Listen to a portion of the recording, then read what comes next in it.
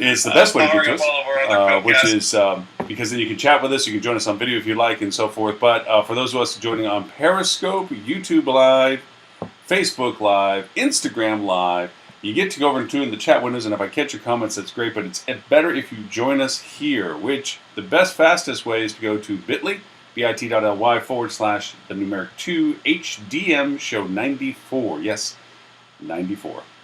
Robert, you've been keeping me company for almost And now, 2 years. oh no, I was just going to say that Lauren is the reason that they are getting rid of net neutrality because he's just using too much video bandwidth. I am sucking the bandwidth from the world. Yes, that might be very true to You're it. going to have to pay the piper at some point. You know, I keep finding these little technicalities with some things here. One is I'm my laptop, ever since we did an update with Mac, it doesn't seem to like my new webcam, or actually my old webcam is just the one that's not on the laptop. So I'm looking this way, and it's not out of disrespect. It's I keep thinking my camera's over there like it usually is, but it's actually over to my right, stage left. Anyway, we got a whole pile of stuff. You gave me a whole list of stuff to talk about, and we did feature that we were going to chit-chat a little bit about what has been coming out of the Facebook conference and the Google conferences. That they don't call them conferences; they call them different things. But F8. yeah, F8 and F9. And, well, actually, Google's been the one that's been out of the gate. Facebook has yet to really. They've given a couple indications of some things they're doing. Of course, the biggest we discussed last week or the week before was the inclusion into the ad services, the header services. And for those who are unfamiliar with the process, header advertising is the active multi-bid platform in real time that allows you to have ads placed in different locales or different websites. And Facebook has been out of that. They've never been in that except for a very high, thin level of Coca-Cola, Home Depots of the world have been able to do that. Well, they're now bringing it down to a lesser scale of opportunity for other people, which means that there's going to be a lot of interesting platforms. But they're coming in with some new rules and Google's changing some of the rules too. So it's going to make it harder and probably end up obviously more expensive because you're going to have more players, but you have to have more accuracy. You just can't do blanket bid placements. You have to actually have a specific, because you're going through the Facebook filters now of relevance and so to Google, where before you're picking and choosing where you want it to be regardless of whether it was considered relevant. So all those ads you've been putting on those porn magazine sites, Robert, are probably not going to stick. Just saying. They're probably Boy, it seems like such an untapped market. We do have to give condolences to, let's see, Tim. Tim is not able to join us today as he's one of our normal co-hosts from Tim Peter Associates or All Things the Internet. And Mr. Edward St. Ange from Flip2, who is also one of our regular co-hosts, unfortunately got waylaid with, I don't know if you're going to believe this, Robert, client stuff. What? I believe we need a new segment of the show, which is speculation on why a co-host might not be here. I saw some of your suggestions, and I think one of them might stick because I'm seeing, it's like Superman and Clark Kent with Tim Peter, Right. Yeah, and you think he's an arms dealer, which is entirely possible. He has a lot of interesting connections that we just don't know about. So, he could be, yeah. It actually ties in. Yeah, it ties into one of your points that you made on the legal taking down information and gaming Google on. Well, that was a Holly. Holly did great. Yeah, Holly gave that to us last night. Yeah, that was Holly. She found that one, which I thought very interesting. Is she with us, Holly? Are you in the room with us yet? Hard to see. I know she's Holly Zoba with Signature Series Worldwide is one of also our regular co-hosts. Although she's the fact checker and power behind the throne. She's the one that usually keeps us honest and direct and gives us some very thoughtful insights when she decides to join. And then also Mr. Stuart Butler, huh? Yeah, since Holly isn't here, Tim is out doing his other job, which is being an arms dealer. Arms dealer. We can say, and that's, yeah, and you know what? He's not here to really refutate it. When you don't have the subject present, and you don't have the fact checker present. That's right. So you know what? We're calling what we see it. This isn't fake news, folks. This is real stuff. We're announcing Tim Peter is a bona fide arms dealer. We've checked it ourselves, and we're backing our own story. 4 out of 5 dentists agree. Exactly, and if you look at his Facebook feeds, the places that he's traveled to have secret military bases. I mean, all sorts of stuff. Yeah, what is this Oslo thing? That's crazy coincidences. I've got a chart back here. You can't see it out of the frame. It has lots of newspaper clippings and pieces of little yarn. Yeah, yarn connecting the pins. Yeah, we're just putting it together. That's right. Oslo is really just a front for Area 51 for that part of the world, I think. I think he's dealing with some other stuff, too. Anyway, well, to keep it interesting, because it is Hospitality Force, we will get off of our co-host, writing them for the fact that they're leaving us solo, because it'll turn into the Robert and Lauren Show, which is deep dialogue down fun rabbit holes with tons of content and basic debauchery at one point or another. Okay, well, actually, since you did touch on it, and I was going off on the Facebook. Actually, if you want to talk about, I have a little thing to post on regarding Facebook, which actually came from Recode. It was a nice little session they had on their podcast. Recode does a great Recode Decode podcast with Kara Swisher and fellow digital, what would you call them? Aficionados? I don't know. All things. It used to be All Things Digital when they worked for the Wall Street Journal. So, but they had a great thing on talking with the head of Facebook Messenger, and it's just there's too much to cover in this short time that we have together. But they start talking about the bots with Facebook Messenger and how Facebook Messenger ties in with WhatsApp and all these different things, and it was very interesting for how Facebook was approaching that, where WhatsApp and Facebook Messenger do work, if they start claiming, completely independently. They'll share some learnings on, if Facebook Messenger is starting something in terms of a sign-on or authentication that WhatsApp's been doing. They'll share some information like that, but otherwise they're just doing their own things. But the bottom line was that the Facebook Messenger really came out that it really is being designed for how do brands engage with customers, and they want to have very natural discussions where they're authentic and not just one directional. Sales pitches and things like that. And a lot of people aren't using it that way right now. Now some are, but basically the platform is outrageously robust, and I've got to think with that many people on it, it's going to be a big question for hoteliers. Do you kind of hop on the platform and it suddenly becomes kind of Facebook's rules, Facebook's platform, robust, and I've got to think with that many people on it, it's going to be a big question for hoteliers. Do you kind of hop on the platform? No, I agree with you. I've been playing with Facebook's rules, some bots. Facebook's platform, but you can suddenly engage in ways that previously. No, I agree with you. I've been playing with some bots. No, I agree with you. I've been playing with some bots. No, I agree for Facebook. It's not there yet. It's not ready for prime time for some of the things for hospitality that they shoot it for. Because unfortunately, we have more of an internal industry problem, and that is actual bandwidth resources at a property. First, do what you should do first, which is make sure you're doing direct guest engagement before you start trying to automate processes, because automation is only as good as you build it. And if you create bots, which are semi-intelligent responses, they can look at content that you are questioning and derive what you're thinking that it determines is what you're looking for as an answer. And for some of the basic stuff, it works out exceptionally well. Right. What are the hours of the restaurant or something like that? And as long as the hours of restaurant, if it closes early on a Sunday night, got to make sure that you have kind of the date context and things like that. And those are the things that really mess people up. And all of a sudden, you wind up with a horrible review on TripAdvisor because you lied to the guest about, your bot said the restaurant closed at 9 and it closed at 7. And, it was only in 2 hours before. And what a horrible place, and all of a sudden you've blown up your whole guest experience just by either trying to save labor or to try to provide a better guest experience. And it's an unfortunate, again, we sometimes rush, and I am calling the kettle black when I say this, we sometimes rush to go for the shiny object. And because of that, we miss some of the fundamentals. When I say this, we sometimes rush to go for the shiny object. Are you mocking me because the fact that you know that I'm a shiny object? We miss some fundamentals. But it is true in the sense that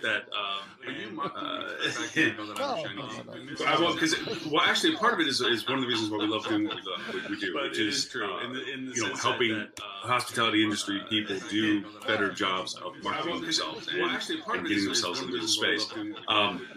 And so we always have to be on the forefront of stuff. We always got to look for the shiny objects, because eventually it's not going to be the shiny objects, it's going to be the norm, or it got discarded because it got hopscotched to something else. So we got to be that person that knows those things. But that said, when it comes to us talking to our clients often hear the same things over and over from us, which is fundamentals. Do the things you're supposed to do right first before you start trying to do unique things afterwards. And bots falls really squarely in that definition, because bots are for somebody that is already in a good, scalable GSS environment. They got great guest recovery programs. And actually, you know what? Let's dive down a little hospitality rabbit hole for just a second. Client workings. We talk about the technology associated with improving guest satisfaction. We talk about how we can insert certain technologies to improve guest response times, guest engagement. We talk about these platforms. We've had some of them on the show with us. But some of the operational things are sadly lacking, because I don't know whether it's a gap in training of these people that are now responsible for the hotels. But we grew up back in the whole hotel days where there was keys hanging on hooks, or at least in little trays that you pulled out and gave to people, hard keys. And the fact that they would use the phone in their room was and what's happening now is I worked at a 600-room property in Yellowstone National Park as the front office manager, and there weren't phones in the room. There were cabins. Canyon Complex, largest complex in Yellowstone National Park. And when something's wrong, people get the buildup a hit of steam. Canyon Complex, What happens is when I start talking about guest recovery programs with clients, they're like, great, so this thing, it's going to reach out to the customer. Customer's going to say something's wrong, and then we reach back. And then I ask, what is your response? What is your recovery program? What's your protocol? What's your tier? What tools are you giving your front desk agents or your guest service people, whoever you allocate this to?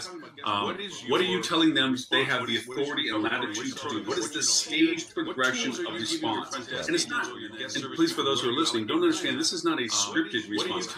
They'll begin on phone. Hi, I'm terribly sorry for the inconvenience we caused you. Well, no. This isn't scripting. This is fallback offerings, fallback responses of, if it's something like this, the first thing you can offer is, can we give you a discount to your dinner this evening, or can we send something to your room, or an amenity of waters and snacks or whatever. There's like a little catalog of selections. This is level 1 things to do. When things happen, front desk has the power to select from this selection list. No, it's much worse than that. Now it's escalation point number 2. That doesn't work. It's well beyond these being satisfactory things. Okay, and that can be determined by the front desk agent or the guest responsive. And then you make more things like free room night, adjustment to their total bill, blah blah blah. Total comp would be a level 3 thing. Like, hey, this is so screwed up. We are not going to charge you for any free room night. And we hope that is in satisfaction for this terrible thing that happened. But then there's also engagement levels that get drawn into that. Tier 1 stuff, right off the hip, that's empowerment to your staff. They can make choices off of that list, and never will there be a question. Tier 2 stuff, maybe a supervisor should be involved with that, because now you're talking about revenue loss or something, and potential long-term revenue loss. Maybe there needs to be an escalation of engagement question. Level 3 stuff, definitely exec level or department head minimum level engagement that says we're going to comp this or do this or do this for you at this certain level. What I just said, I know, maybe some of the listeners know, but there's a whole bunch of people out there that do not know. They don't understand that this level. It's a complex what I just said, you have to have these things set up so that you have a means of reaction that isn't off the hit and shooting from like, oh crap, because you do set precedents. Every time we talked about precedents last week, when you set precedents with something, if one front desk agent was able to give away the farm, and then this front desk agent gave away the farm and got chastised for it, what was the difference? Maybe it was a different scenario, but they see it as I did what they did. So give them parameters. People work well when they know that they can be empowered with certain levels of things that they can do that they're not going to be questioned on. Now, of course, there's always debriefing, like, so how did it come to us? And that's the other part of the protocol, is learning from the experience. There's two problems that always happen. The one that you have to solve immediately, and the recurrence problem that you don't want to have happen again. Like, okay, we fixed this. Now in the future, if this were to come up, first off, is there something we can do to fix it so it doesn't come up again? First question. Second, if it comes up again, what is this response in comparison to another response? Build a toolkit that we don't always respond the same way to the same problem. I used to tell my front desk staff, after they solved a guest issue, it's like, great, never use it again for a while. And they're like, what do you mean? It worked. And it's like, yes, but if you rely on it too much, there will be a day it won't solve something, and you have no other option but to use it again for a while. So find another option that's as equal in value but different in solution. And now you have a toolkit. There's 5, 6, 8 different things. And then we share that in the team so that all the front desk know, hey, when it comes to this kind of thing, these things have worked in the past, and now this is a toolkit. That now we talk about repetition and training. In the Rocket program that I'm with, Bonnie does a great job of who trains you when you come in. Is it the product person that brought the product into the hotel, or is it the person that the product person trained, or are you getting a leftover trainer from the trainee to the trainer to the product? I mean, how many iterations is your product to the hotel? Right, or is it like what you're basically being shown is the 4th iteration of somebody having watered down the training where they only, hey, I'll show you what I know, blah, blah, blah, blah. But what they know is fractional compared to what they should know, or fractional compared to what was taught originally. So, same methodology with as you bring in front desk people, and it's a sad thing to say, but you do have turning of staff for good and bad reasons. Usually progression and promotions are the good reasons. Bad is they were disillusioned with the industry, don't want to work with you or whatever. But as you go through these people, you need to be able to give them a script of understanding what their role is and what's been successful behind them so that they can add to that story. They can add the next chapter to, well, those 5 things you told me I could do were great. I added 2 more. Now you have 7 things to the next person that comes in the door. And then you have 10 things coming into the next chapter. So I know that it sounds like a soapbox kind of thing, but this is the conversations that aren't happening in hotels right now. They're like, where's the whizzy bang bot? I want the bot. I want the thing to go. I don't want to have to take time to train people or give them responsibility or give them the option to give away stuff. I want the bot to tell these people. Right. It isn't it. This isn't the solution process. And there are big restaurants to do that because they wind up, and I'm getting a big, right, is that me? Isn't it? I don't know. I don't know how to go. And there are big restaurants to do that because they wind up, well, now you're locked up. No? Right, is that me? Oh, nope, okay. I don't know. It's gone. Thank you, Lauren. Maybe. Now you're just hit those buttons, yeah, randomly. It's great. Nope, okay. There was a thank you, Lauren. echo, and then there is none. Okay. So, no, but the challenge is there are intense pressures to reduce labor costs, right? To maximize occupancy, do all these things from a financial bottom line perspective, which wind up being a very immediate. I mean, hotels close their books every night with a night audit, right? So, boom, here we go. Here's what's happening today. Which that sort of focus over a long term can wind up causing problems for you, right? So not that you should be irresponsible, but you've got to. Yeah, it's the same thing. Just put off repairs. Yeah, repairs and maintenance. Yeah, forget the renovation. Once you start putting stuff off, at some point the other shoe drops, and it's the same thing with training. But and I even go beyond the training scenario. It really becomes a selection process for those for the staff, because again, maybe you're looking and saying, hey, this is an entry-level position. We are going to pay minimum wage.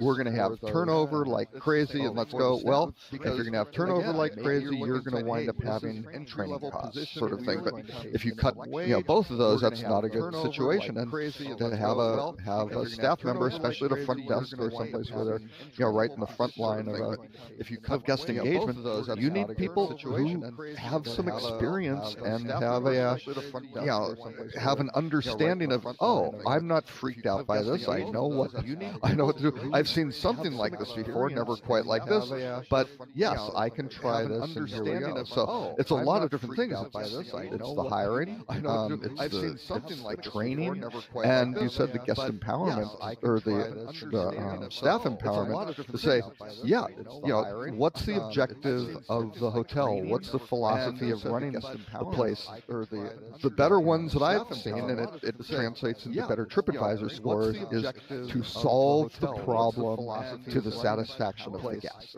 Is kind of the bottom line. Make sure the guest is happy and satisfied with their solution. Now, you will get some guests who are trying to scam the hotel and things like that, but those are generally the outliers. But again, if that is the objective, then you get into what you were talking about, which is what do you do to prevent these situations from happening? And you basically come up with a whole bunch of operational processes going, here's what we do, and that training process not just say, here's what we do, but here's why we do that. And hey, that why ties into this whole operation, this whole philosophy of the hotel. And doesn't this make sense when all of a sudden the employees go, oh, I get it. This makes sense. I like these guys. I like working here because, yeah, I get it. And wow, you wind up having better guest experiences. Hey, you wind up with better TripAdvisor ratings.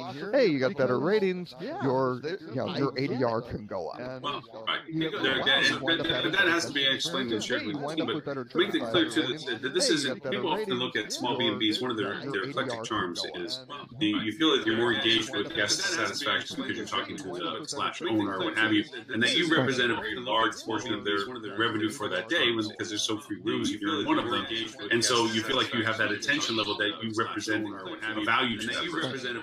That oftentimes, unfortunately, tends to diminish when you go to the Luxor or to MGM in Vegas, and you're one of 7,000 rooms arriving that day. You don't feel like you have that influence on that hotel to say, "Damn it, this is what I expected." Blah blah blah. MGM in Vegas, but people don't understand. I use this exercise when I speak at the conferences, and I know you've heard me say it before too. Is that one person doesn't represent one person anymore? That one person represents hundreds, and when exponentially 1 and 2 tiers beyond them, tens of thousands of people are represented by that single entity. So, hey, Stuart, hey guys, either you kicked Robert off, or he just said, "Frick it, Stuart's here." I offended him somehow. My apologies. It usually take a few minutes if I get offensive. Hey, Stuart. See, you merely joining in has caused him to just step away. We were both standing on our soapbox hoppers. We threw out the bot conversation for Messenger, and then we tried to do the admonishment of saying, "Hey, look." So oftentimes we get asked about the shiny objects, and we're prone to be chasing shiny objects anyway, based on the nature of what we do. But it is no replacement to what a hotel should be doing fundamentally first before they start taking these things down. Then we got off, and I got on the tangent of saying, "It's like, look, something simpler from a hotel operation point of view of creating protocols for your front desk to understand how to respond to certain events is critical. That they need to be built. That you need to tell the front desk how to react to certain levels and what diversity of choices they have and how to escalate it and engage." And what I'm finding is that a lot of hotels either missed that, they didn't go to that day in the class of how to run a hotel, or that they didn't see the value of remembering. I get sometimes blank stares. They're like, "No, I don't know what you're talking about." It's like, yeah, you got to build a protocol. What happens when this happens, and share that so that there's a consistency to your program. But anyway, that's sketching kind of up to where we are right now. No, I agree 100%. I mean, I think one of the biggest mistakes we see in hotel operations and what leads to angry customers and negative reviews are people making knee-jerk decisions or reactions or emotional reactions to a situation, which is why, honestly, I think the flags, the brands, having brand standards and having protocols well detailed is an advantage over the independents. A lot of independents just overlook that. They don't see the importance of it until they're stuck with a really bad situation. And they're like, "Oh, maybe we should have a policy for that." We should have written that down last time. Yeah. Sorry. And then they don't write it down this time, and then it happens again. They're like, "Oh, maybe we should have written it down that time." But then you also have to look. Let's use the airline industry and then for they an don't write example. it down this time. Lots of policies, right? And you write the ridiculous situation with United Airlines dragging the guy off the flight when literally all they did was they only offered up to $800 to get people to get bumped off the flight. Now they made two mistakes. One is they boarded the passengers first when they were oversold, right? Well, and they weren't really oversold. They were just they needed a deadheaded crew in, right? So it's one of these things where yes, the deadheading crew and United is supposedly fixed these sort of policies. Oh, the deadheaded crew need at least 45 minutes before something's decided before the boarding process starts. Yeah, makes sense. And again, this is an airline. I mean, my mother was a stewardess for United or something's decided a long time ago. So this airline's been around for a long time, and they just kind of figured out this particular process. But then when they dragged it out, they only went to $800. And if they had gone to 900, 1,000, there would have been somebody who goes, okay, you hit my number, I'm good to go, and it would have avoided the entire thing. And if they had gone to 900, being in Texas, I'm going to bring up two Texas analogies that I've learned by living here. Okay. One is all hat, no cattle. Doesn't apply here. The other one is there's reins on every horse. It's how you run them that makes the horse go. And what you're talking about is you can put a lot of policies in, but they turn constrictive because they turn silent. The deadhead crew didn't care. They had policies they were following which said, hey, we got to get somewhere from A to B, and it's our process as to how we get there. We have this prioritization. The deadhead crew didn't care. And their policies. Oh no! And in fairness to them, they had a plane full of people. They had a couple hundred people sitting, waiting to get back to Chicago. They're like, "Hey, we got to get a crew there to help out those 200 people, right?" So, yeah, they said, "Here's one guy standing in the way of that, waiting to get back to Chicago." They're like, 200 people. Hey, we got to get a crew there to help out. Right. But that's the thing I'm saying is that policies were then constricted because everybody sit back going, "Hey, I followed my rules. You gave me a rule, I followed my rule." Where if you have loose reins, it's kind of like, hey, the rules are meant to kind of keep us between one side and the other, but this isn't working for us right now. So we got to come up with something different because we're in a different scenario. Let's give a little latitude to the people that are in charge. Right, and I think that's why everyone uses Zappos as an example of customer service all the time. We've heard it a million times. But one of the things that I really like that they do is they give every single person that answers the phone the latitude. They give them guidelines and they give them a budget, but they give them the freedom to make choices. So they're empowered. So they'll say, if a customer has an issue, you have a budget up to $200 or $500, whatever it is, to make it right. No question. And so they're empowered. We're not going to give you a script. We're not going to tell you specifically how to fix the situation. Treat people like people. And not treat them the way you want to be treated, but treat them the way they want to be treated at that time, given this. And that, because of Amazon's acquisition of Zappos, is now permeated. And I really think Bezos, did that because of Tony Hsieh, their CEO. I think he saw him and said, "I want what Zappos is doing to infect Amazon as a whole." And that is their CEO. And boy, talk about it. Actually, one quick thing on Amazon. I saw an amazing stat that Apple computer this first quarter made $11 billion in profit or something. Big number. That's the total amount of profit Amazon has made. Or wait, what was it? Or something. It wasn't 11, but whatever the number was, right? It was a huge number of profit. That quarterly profit was double what Amazon has made in its entire existence. It wasn't 11, but whatever the Amazon is not built to make profit. They spend their profit on R&D. They get make too much profit. No, I was going to say is that when back in the days of renting hotels, I used to tell my front desk, it's like, the customer isn't always right, but room 2 is always right for the customer. And the idea of it being is that from a front desk perspective is understanding the real root of the problem. And it may not be what's being presented right in front of them, it's what it is that's creating that. One of the things I mentioned, before we jumped on this, I said, anytime a problem comes up in this industry, it's really two problems. The problem that's in front of you and getting it resolved, and the problem of getting it so it doesn't recreate itself in the future. How did this get created, and how did we answer it, and can we fix it in the future so that this doesn't come back up? And like you're talking about, it's like industry amnesia. If they don't write it and they don't fix it, it's destined to repeat itself because they don't remember what they did last time. Can we write it down? So yes. Yeah, I have a role internally with my employees, and I tell everyone when they're hired to go through an orientation, I say, you're going to make mistakes. Because I really push our guys to be thinking. 60% of what they do needs to be outside of their comfort zone. Otherwise, we're not innovating fast enough with this technology, right? So I tell them, you're going to make mistakes. You're going to misspend clients' budget sometimes. You're going to screw up. You're going to piss people off, clients or employees. But when you do it, one, I want you to fix it, and two, I want you to never make that same mistake again. If you can do that, then you can make all the mistakes you want. As long as you fix the problem that it caused, and you never make the same mistake twice, we're good. So and to take responsibility. Yeah, they take responsibility. They're responsible. Right? They're not going to get someone else to bail them out. They're going to take ownership of the problem that they created, and then they're going to learn. I wonder where, because you know what, that's amazing. Sage advice for any business to run itself is like, yeah, look, everybody's entitled to making the first mistake on anything. Just also take responsibility so it doesn't happen the second time. That's brilliant advice.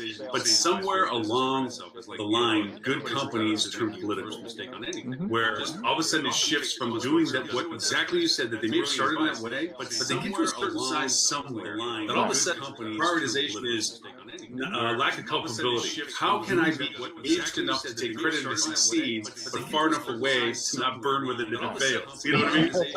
Well, I think people get to that size. One, they have layers of management, right? Where some of the people really aren't doing a whole lot, but trying to look good by getting other people to do the work. But I think you start losing ownership of whatever the project is. It doesn't matter how big or small it is. When you get to a certain size, now you've got 7 people doing what 2 years ago was 1 or 2 people. That's when you run into that problem. Because they want to start acting as individuals. And there was I think it was a famous Harvard Business School case. You'll probably find it somewhere, but the way you operate a business when you're, the 1 or 2 people, the sole proprietorship or the partnership, you behave differently than once you hit that 5 to 7 employees. Then it kind of hits it somewhere around the 15 to 20, and you've got to suddenly start changing the process. Once you hit that, so when we see Stewart not show up, but his assistant shows up, and we see like this limo drive in the background off to the distance, we know that Stewart has hit a certain number of staff members. But Lauren, that ties back into what you were saying about the hotel, the responsibility. I mean, how many times does a guest at even a 200-room hotel actually interact with the general manager of the property? I mean, general managers in a bunch of meetings, right? And just are out there, rarely sees a guest, and that's a bad situation. And you find the better run properties, all of a sudden, the GM is spending more time in the front and doing things, not just sitting there with arms folded going, you did that wrong, do that faster, but they see, hey, it's back up the desk, they step in, doing things, and not just sitting there, what's good. To one of my clients on how to do a shop for himself on his responses from his front desk. He was having inconsistencies and of course communication and keeping notes and everything else, the stuff we're talking about. So I recommended him, I says, put in one of your friends to the hotel that the staff did not know, and have them come down to each shift, of course, the same problem, different, the stuff we're talking about, and see if, one, your staff is communicating this persistency with the same room, persistency with the same guest, whether there was the same consistent responses and follow-ups, what variations did they give and so forth, and then can bring back as a debrief to all the people that were engaged with. Whether there was because all of a sudden it's like nobody answered it the same way. Some people dismissed it and never answered it. Other people overcompensated for it. Nobody wrote a freaking note on anything, so it was coming back over and over from the same thing. Where it could have been like, "I see you've been down here before, Mr. Smith, with this. I'm terribly sorry. This is happening the second time. Please don't bring my supervisor out. Let's discuss things. So what can we do for you?" None of that happened. But it did have a huge impact on how they could move forward after that, because then the front desk really realized, "Damn, we really. I think I do a great job, but no, I'm not doing what I'm doing well with my teammates." There's a product out there that called Tracking Care. It's kind of similar to a hot sauce, but one of the things I like about it is it tracks the guests throughout their stay in multiple stays. There's a product out there like a sentiment gauge on every guest, so you can see at any given time what the happiness level of a guest is, right? So if they've had a small incident, they've maybe gone from happy to in between. But anytime someone interacts with a guest, they can pull that up, and everyone has that device, so they can see when there's an incident. Okay, what is already happening in between. But do I need to go to extreme measures because they've already had some stuff go wrong? And that, to me, when there's an incident. I'm sorry, I interrupt you for a second. I'm sorry. I was going to say if you remembered Saturn cars when they were out. It's been a while, but yeah. I'm sorry, I interrupt you. Please finish. I was just going to say that thought of treating a guest like a person for their whole stay or their whole relationship with you over multiple stays, I really like that concept. I was just going to say it takes away the discreet Stuart has hit something. Stuart has hit on something quote about treating guests like people. It's a revolutionary concept. Now he's turning things upside down. I was the Saturn thing because Saturn cars, when they were in existence, they had a wonderful ad campaign on TV that ran that they actually would keep track of you as an individual with your car. That they kept track of what you were doing with your car and when you came in with it as service. That no matter where you went, the service person would come up to know who you were, know what you were doing with your car, whether there were repairs or whatever. And so the TV commercials were about this one customer loved going in because there's free donuts in the repair places for Saturn. So later on, as the commercials went in, at the very end of it, it's like, such and such comes in, says there's a wobble on the front wheel, likes donuts. So later on, it made a very good point. It personalized how you're reacting to them. It's one thing that we do the Four Seasons bingo card thing, where you recognize people by their name and acknowledge them. I mean, Four Seasons made that famous.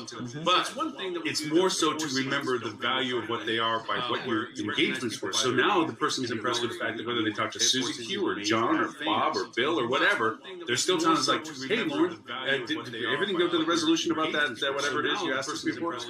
Then they know that you're communicating and you're really focused on their service. To your point, Stuart, treating people like people. And that goes back to the GM being out and about on the floor, interacting with the guests. There's locally to us, there's a Marriott here, and the GM there is phenomenal. You would not know she was the GM because she is walking the floor all the time. She is, if she sees something out, she's straightening it out. She's picking up trash. She's engaging with a guest. You would think she was any other employee. At any given time, she could be, the maid or the maintenance person because you just watch her. She's serving the guest. All of her employees see her do that. So the culture in the whole property is one of the best, most profitable Marriotts in the country. All of the staff are aligned behind this leader because she's a servant leader and she leads by example.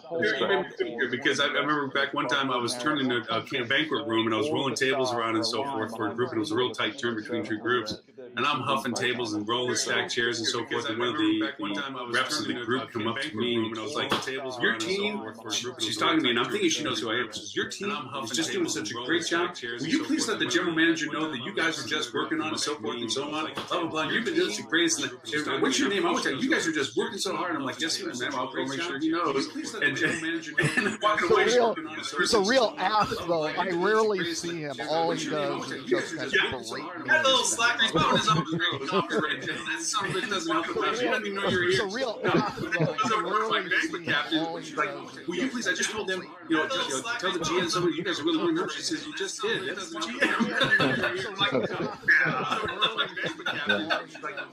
I wish there were more GMs like that, for sure. You know what it is? Your team, I used to say the team could do it. Impossible just took a little longer. We did crazy stuff. Most places wouldn't have touched, but you know what? There's a confidence that everybody's going to jump off the cliff together, and with confidence you're going to land on something soft. Because together, everybody could get everything done. So you're right. It creates that experience for the guests. The guests can walk into a hotel and know whether or not the team is worried about the guests or worried about their job. And to your point, the GM being what they are, doing what they're doing, makes that culture. They are the linchpin of that whole operation. Is the culture. Yes, I agree with you 100% for it. No, and that's, well, get out your bingo card. John Sharp, the former president of Four Seasons Hotels, used to hire GMs. And I think I've shared this story on the thing before, so apologies, Lauren, but Stuart probably hasn't heard it. But the way you'd hire a GM would be, the guy normally come in and go to the front desk and go, hi, I have a meeting in a hotel as opposed to apologies, Lauren, Stuart probably hasn't. And Sharp would always position himself, 10 minutes before the guy was going to arrive, on the opposite side of the hotel, like basically where he was going to go. Let's say they were going to go meet in a restaurant or something like that, he'd position himself down the stairs over in the restaurant. They'd call the guys here. He'd come up the stairs and drop a little piece of paper on the path going back to the, back to the hotel or back to, whatever the meeting room or wherever office they were going to meet.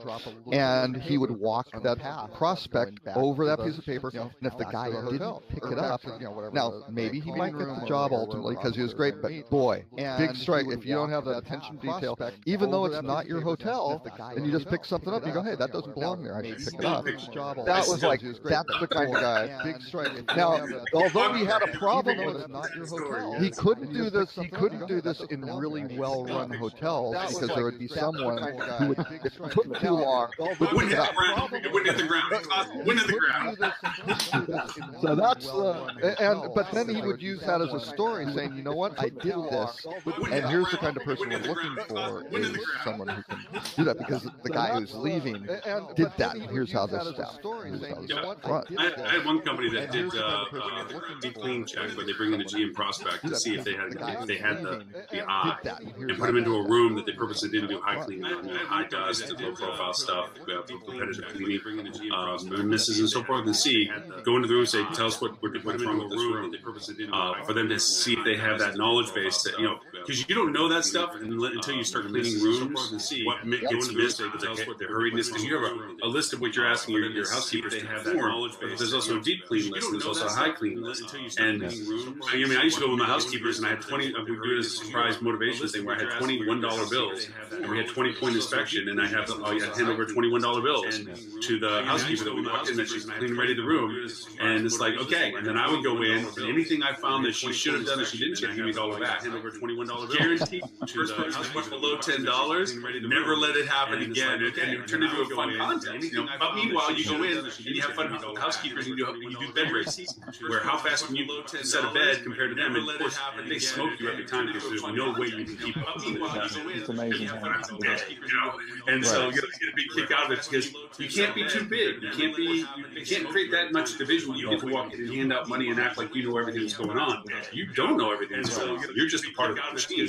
And so you got to appreciate that they're responsible for the anyway. But that's having a process. But that's having a process for. Here's how you make a bed with a hospital corner, or what? I mean, those sorts of things that need to get. And if you don't do that, all of a sudden, things start falling apart. One of the most brilliant things I saw after I left Force was I went to this little company, Journey's End, right? Budget motel chain, I mean, equivalent to kind of a Red Roof Inn, Hampton Inn type thing.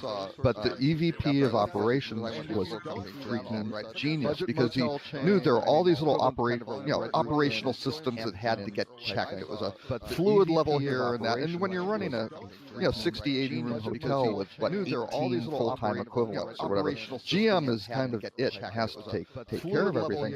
So he wound up putting these little tags on all these things. Everything that had to be checked, and there were probably like 30 tags in the back of house is what you had to check. And he had a regional operations person come through to do an inspection every month and kind of go through, meet with the GM, what's going on. They go through, well, you by God better have a date and initial on every one of those tags because you went through and checked it and you go, oh really? Come on, yes, telling me, no, they would do this, and his point was, well, then I know the person was standing there, sort of thing. They had to go sign the tag. It's right there. They might as well check it. And his point was, because maybe they ran through once and just did that, but again, they got caught on something. Hey, it's signed, but that's right there. They might as well. The oil level's low. What the hell is going on? And all of a sudden, the process made it so.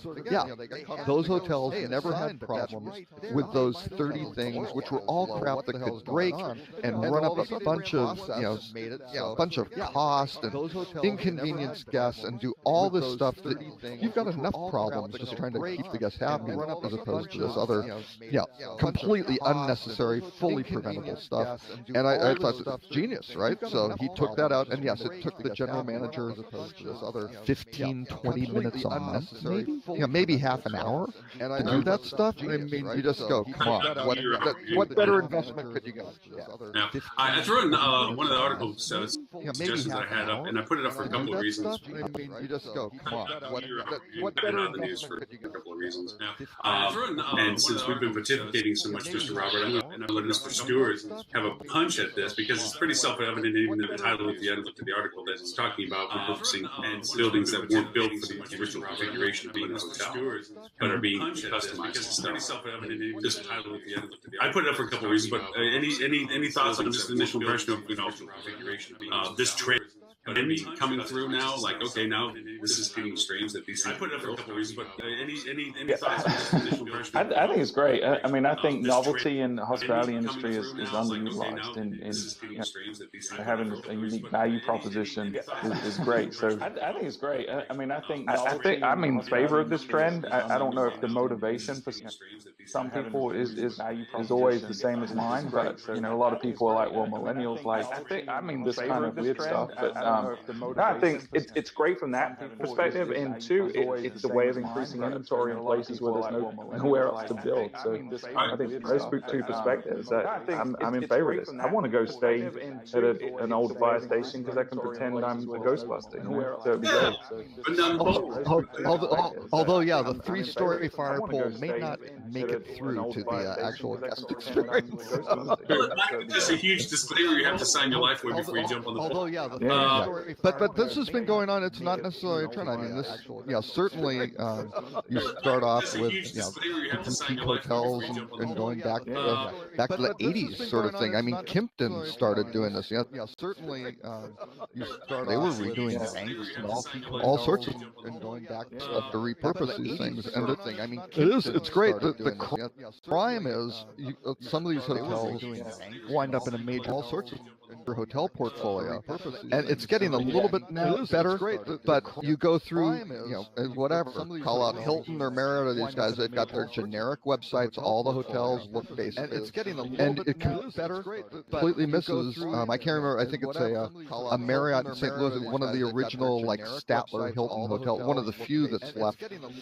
There's no mention of that history or who stayed there or some of the, really incredible things. One of the few that really make that hotel unique and interesting and give it some character, and it's just completely like, oh no, here's the brand and that supersedes it. It's got to be that's the problem with all the flags, and Hilton are making a huge push right now for their properties not to have independent websites. But we work with a few because primarily our client base is 90% independents, but we have a handful of flags as well. And we got one. It's the only oceanfront Hampton Inn. And there you go. But we have a handful. The corporate site has no mention of really it being oceanfront or any of the amenities. It's actually a really nice Hampton Inn. It's been fluctuating between number 1 and number 4 on TripAdvisor in its destination of over 200 properties. So it's a nice property, which is way above what you would expect from a typical Hampton Inn, and it's ocean.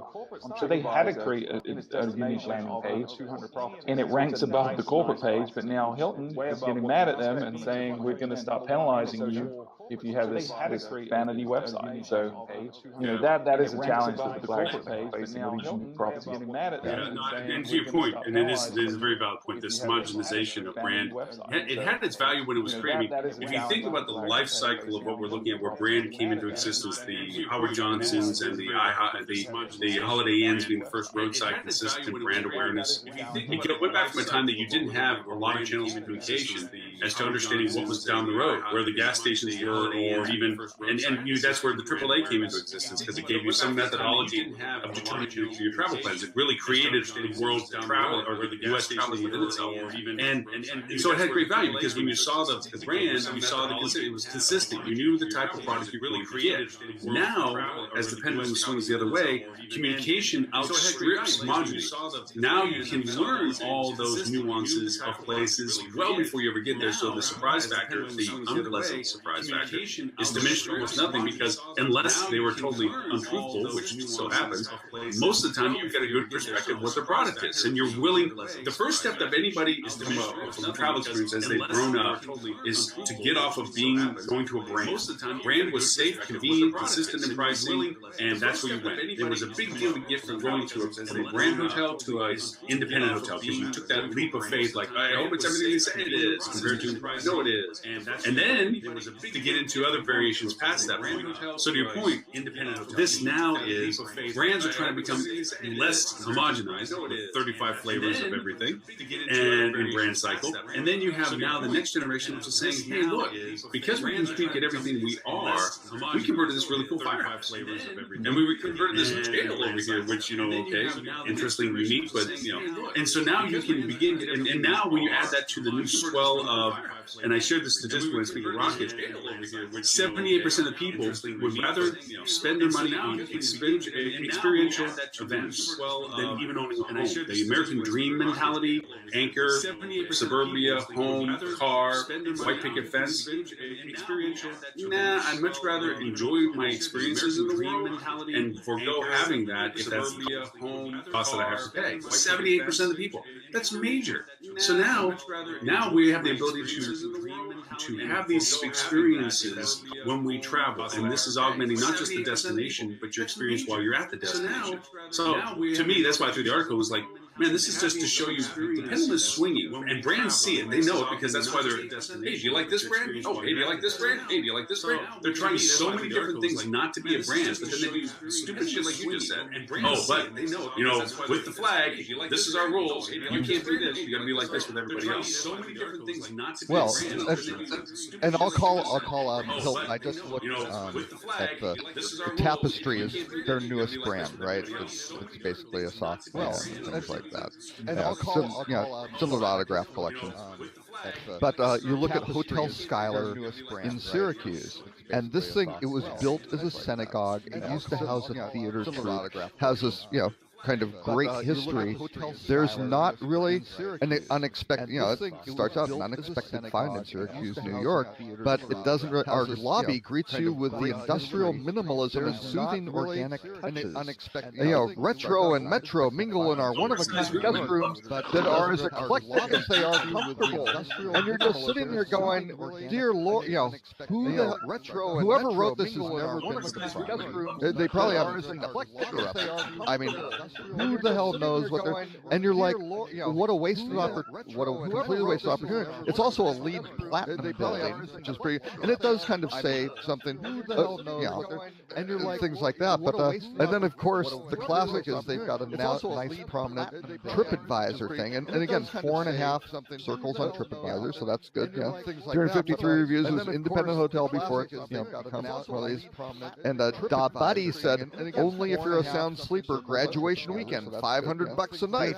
I don't like giving a mediocre review to this hotel, but, and there's a great big long takedown. Graduation weekend, just you sit here and go, like giving a mediocre. I see this picture with these Grecian columns on the outside, and this looks very unique. And then you just go, the answer of why is the hotel like that or where it is completely missed, and you just look very unique. And then you just go. They don't do a good job of storytelling on the corporate level.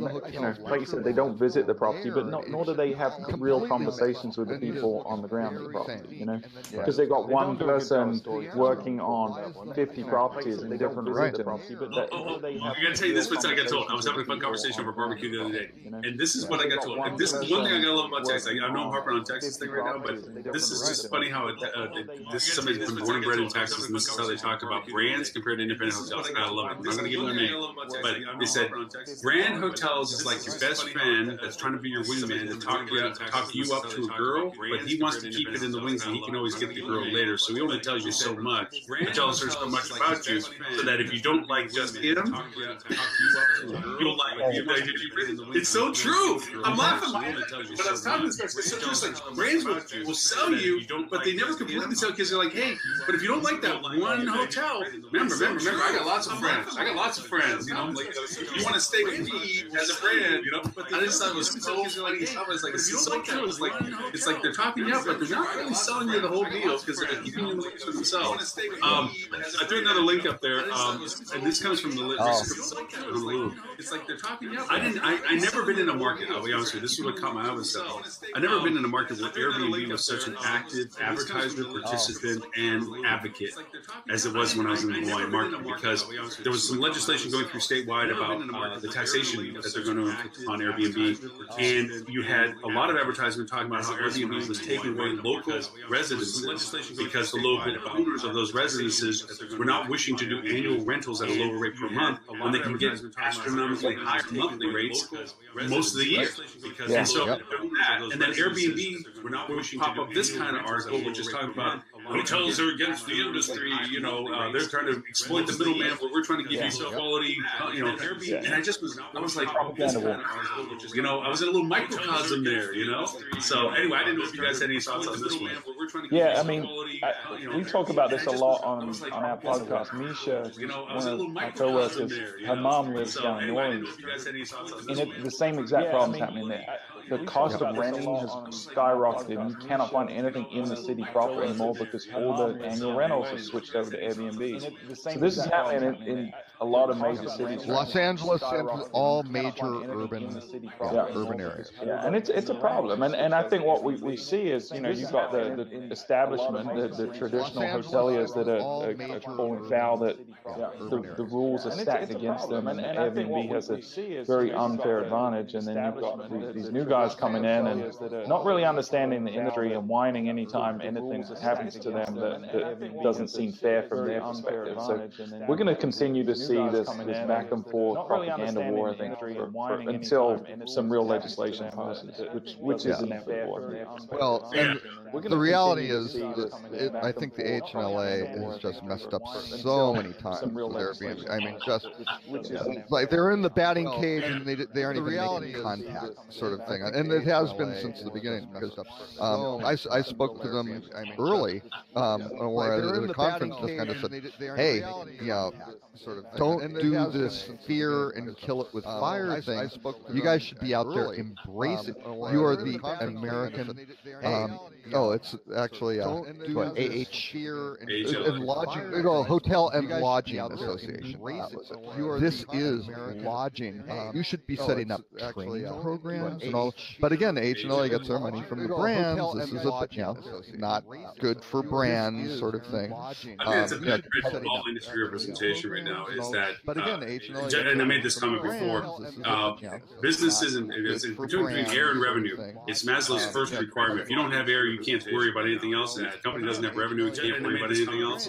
Problem is, once you get enough air, you know what to do. What you want to do next. Problems with the business, they don't have enough revenue. If you don't have air, you can't. And so these industry recommendations, they follow the money first. And unfortunately, that means there's a filter between what they do versus what they're being allowed to do, because in order to get money, there's a price to it. They just don't hand you money saying, yeah, you guys are doing a great job. Here's some money. Keep on doing it. They're like, no, we'll give you this money, but don't talk about this, talk about that. Or you know what? We'd really like it if you would share our opinion about this. And it's going to be the demise of representation of our industry if we keep letting that be the first filter.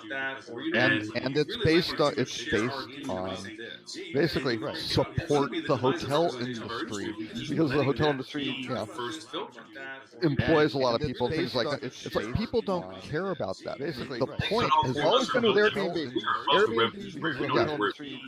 But Airbnb since day one has been about affordable housing, right? That is the topic that is the stake through the heart of Airbnb, because you go, wait a second, this doesn't make any sense.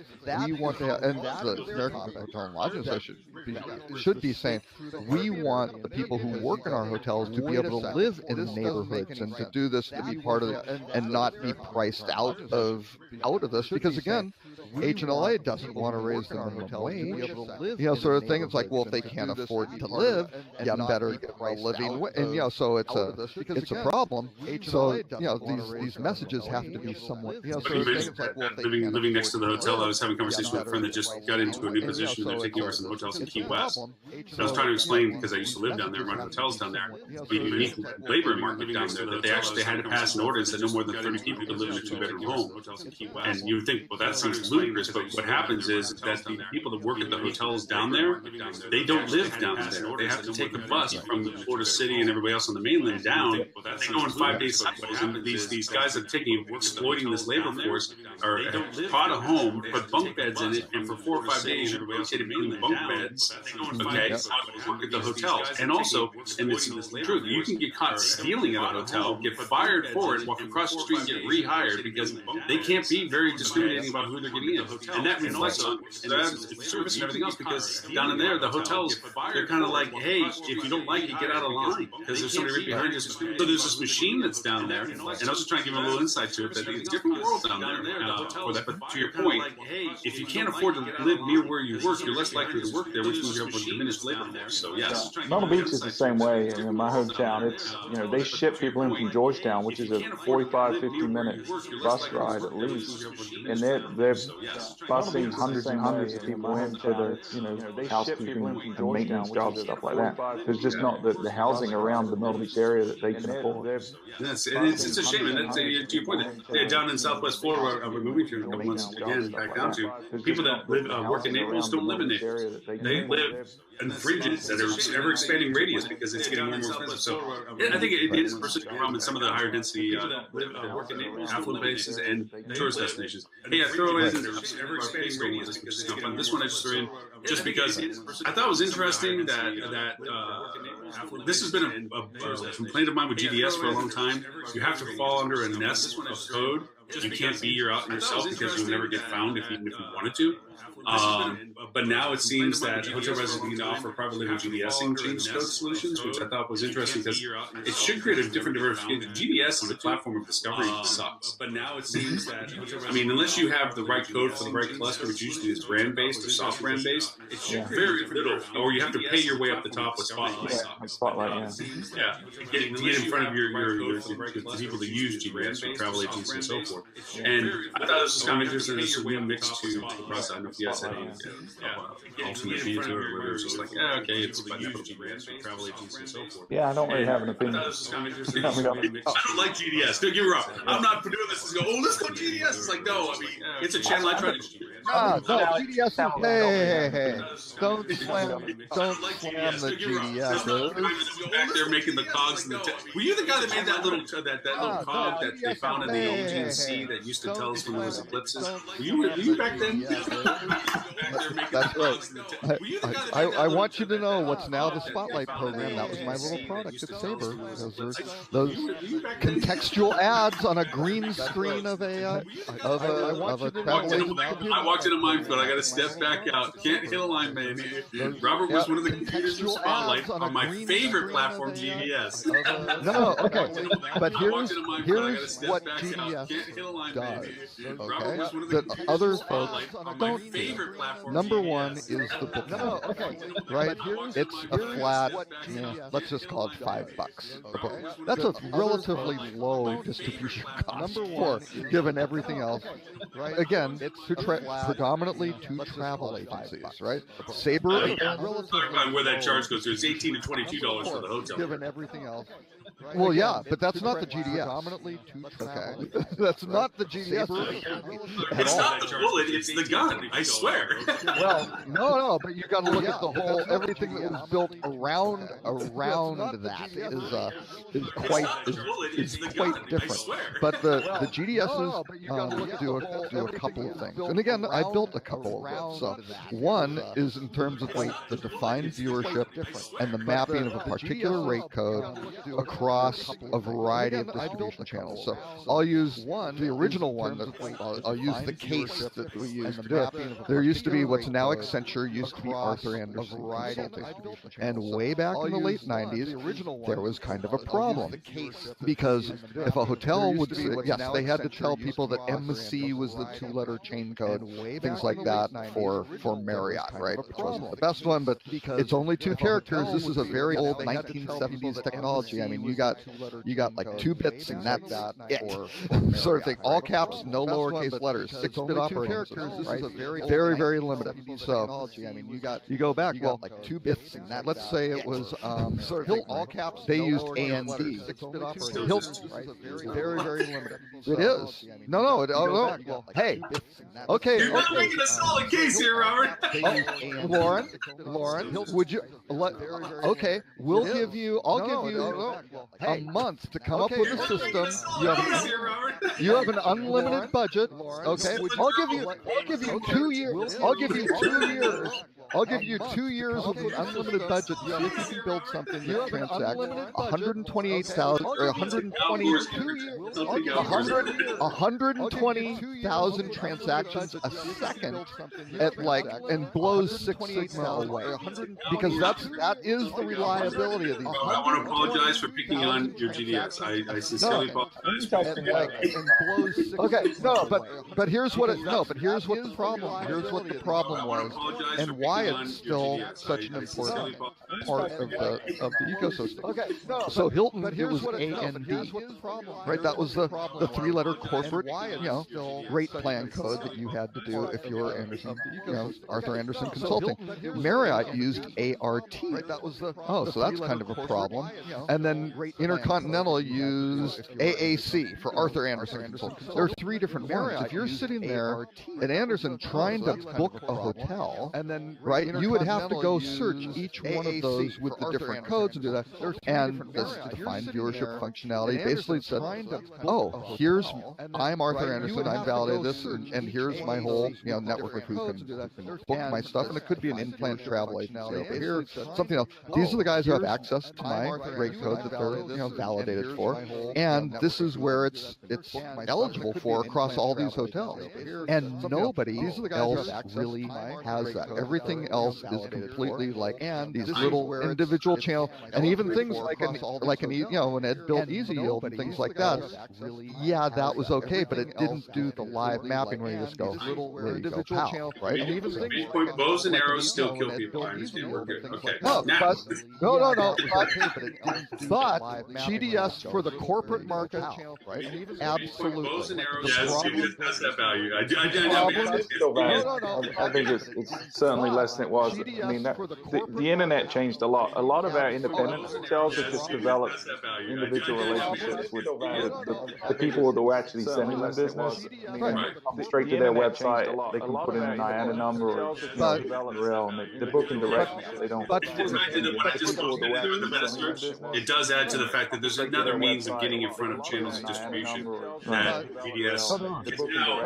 And Concur has been doing a very, very good job of replicating that and putting that on newer platforms. And that is a problem for the GDSs.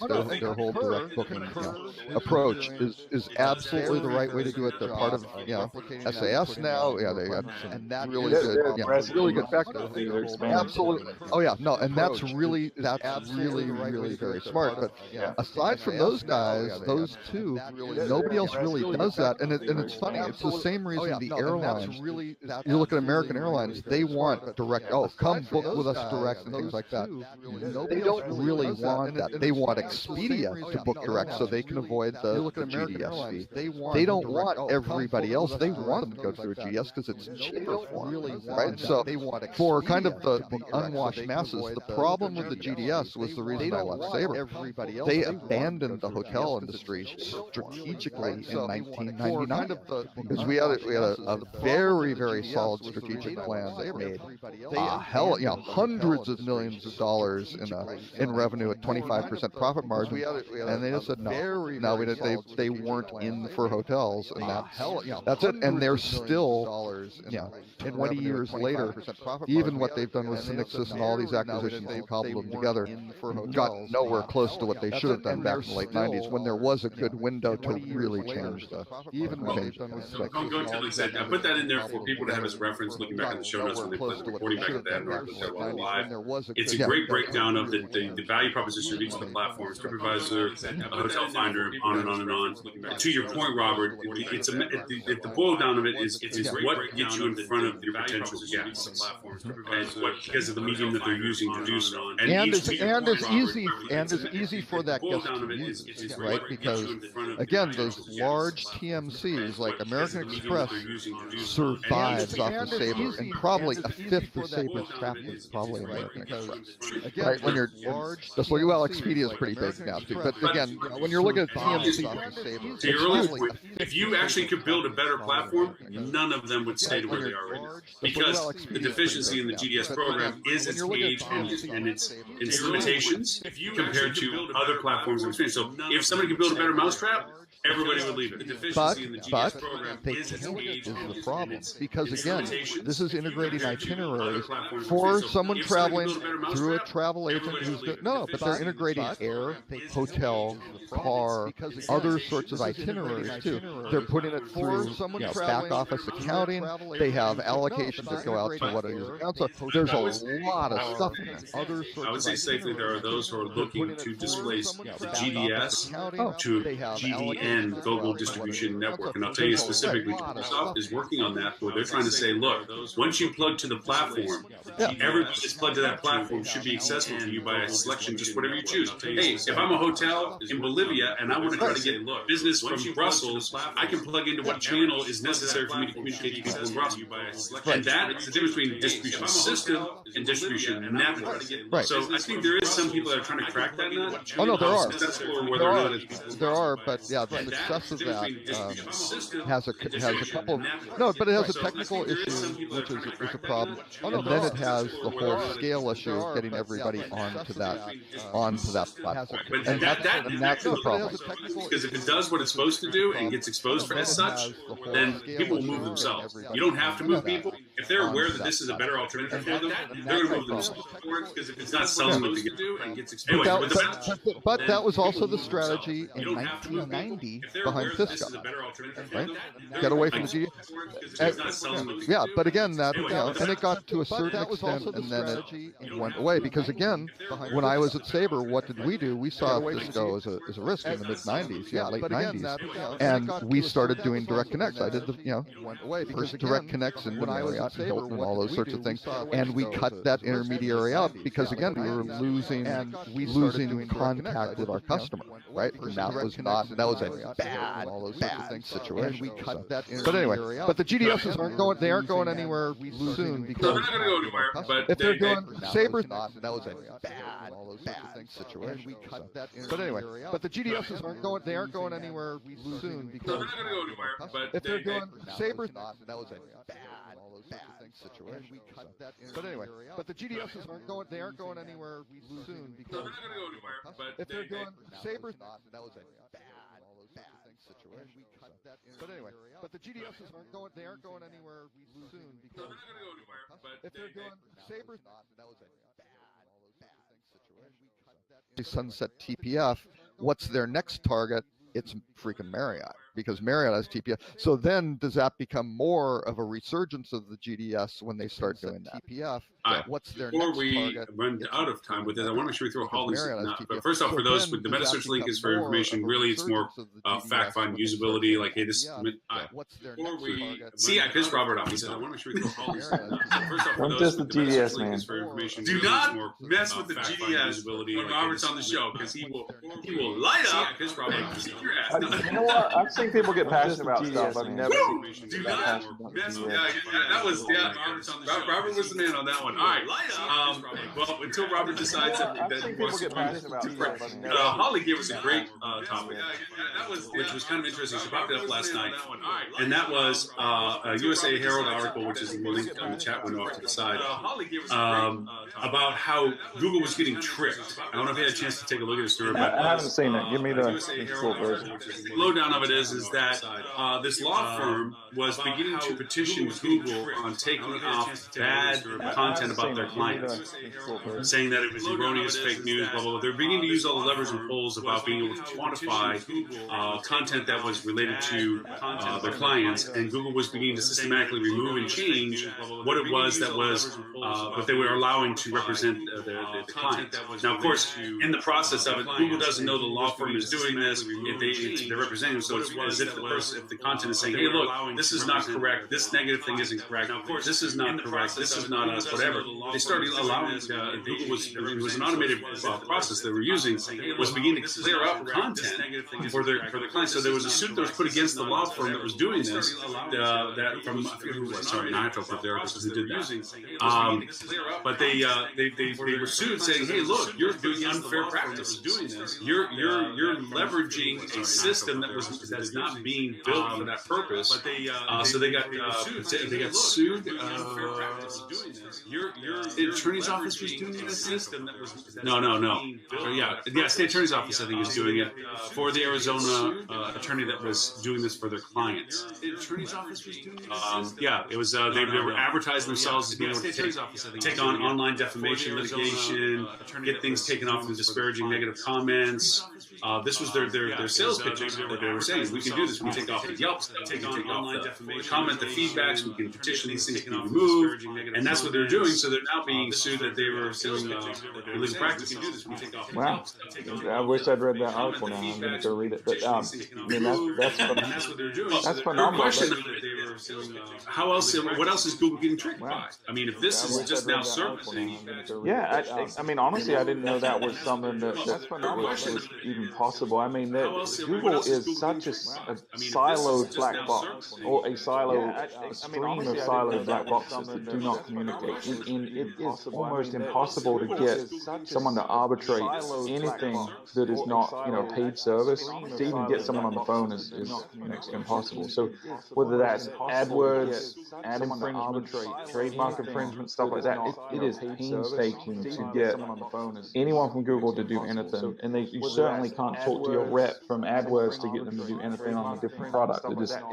Google doesn't do that. So did they found this loophole? I mean, I think I would still want to hire the law firm ethics aside. I think they're obviously very smart. What they're going to bend over backwards for their clients. So if I was in trouble, they might be someone I would want to call. But I think in general, when it comes to Google, sooner or later you can try to game them in any way. It's going to bite you in the butt.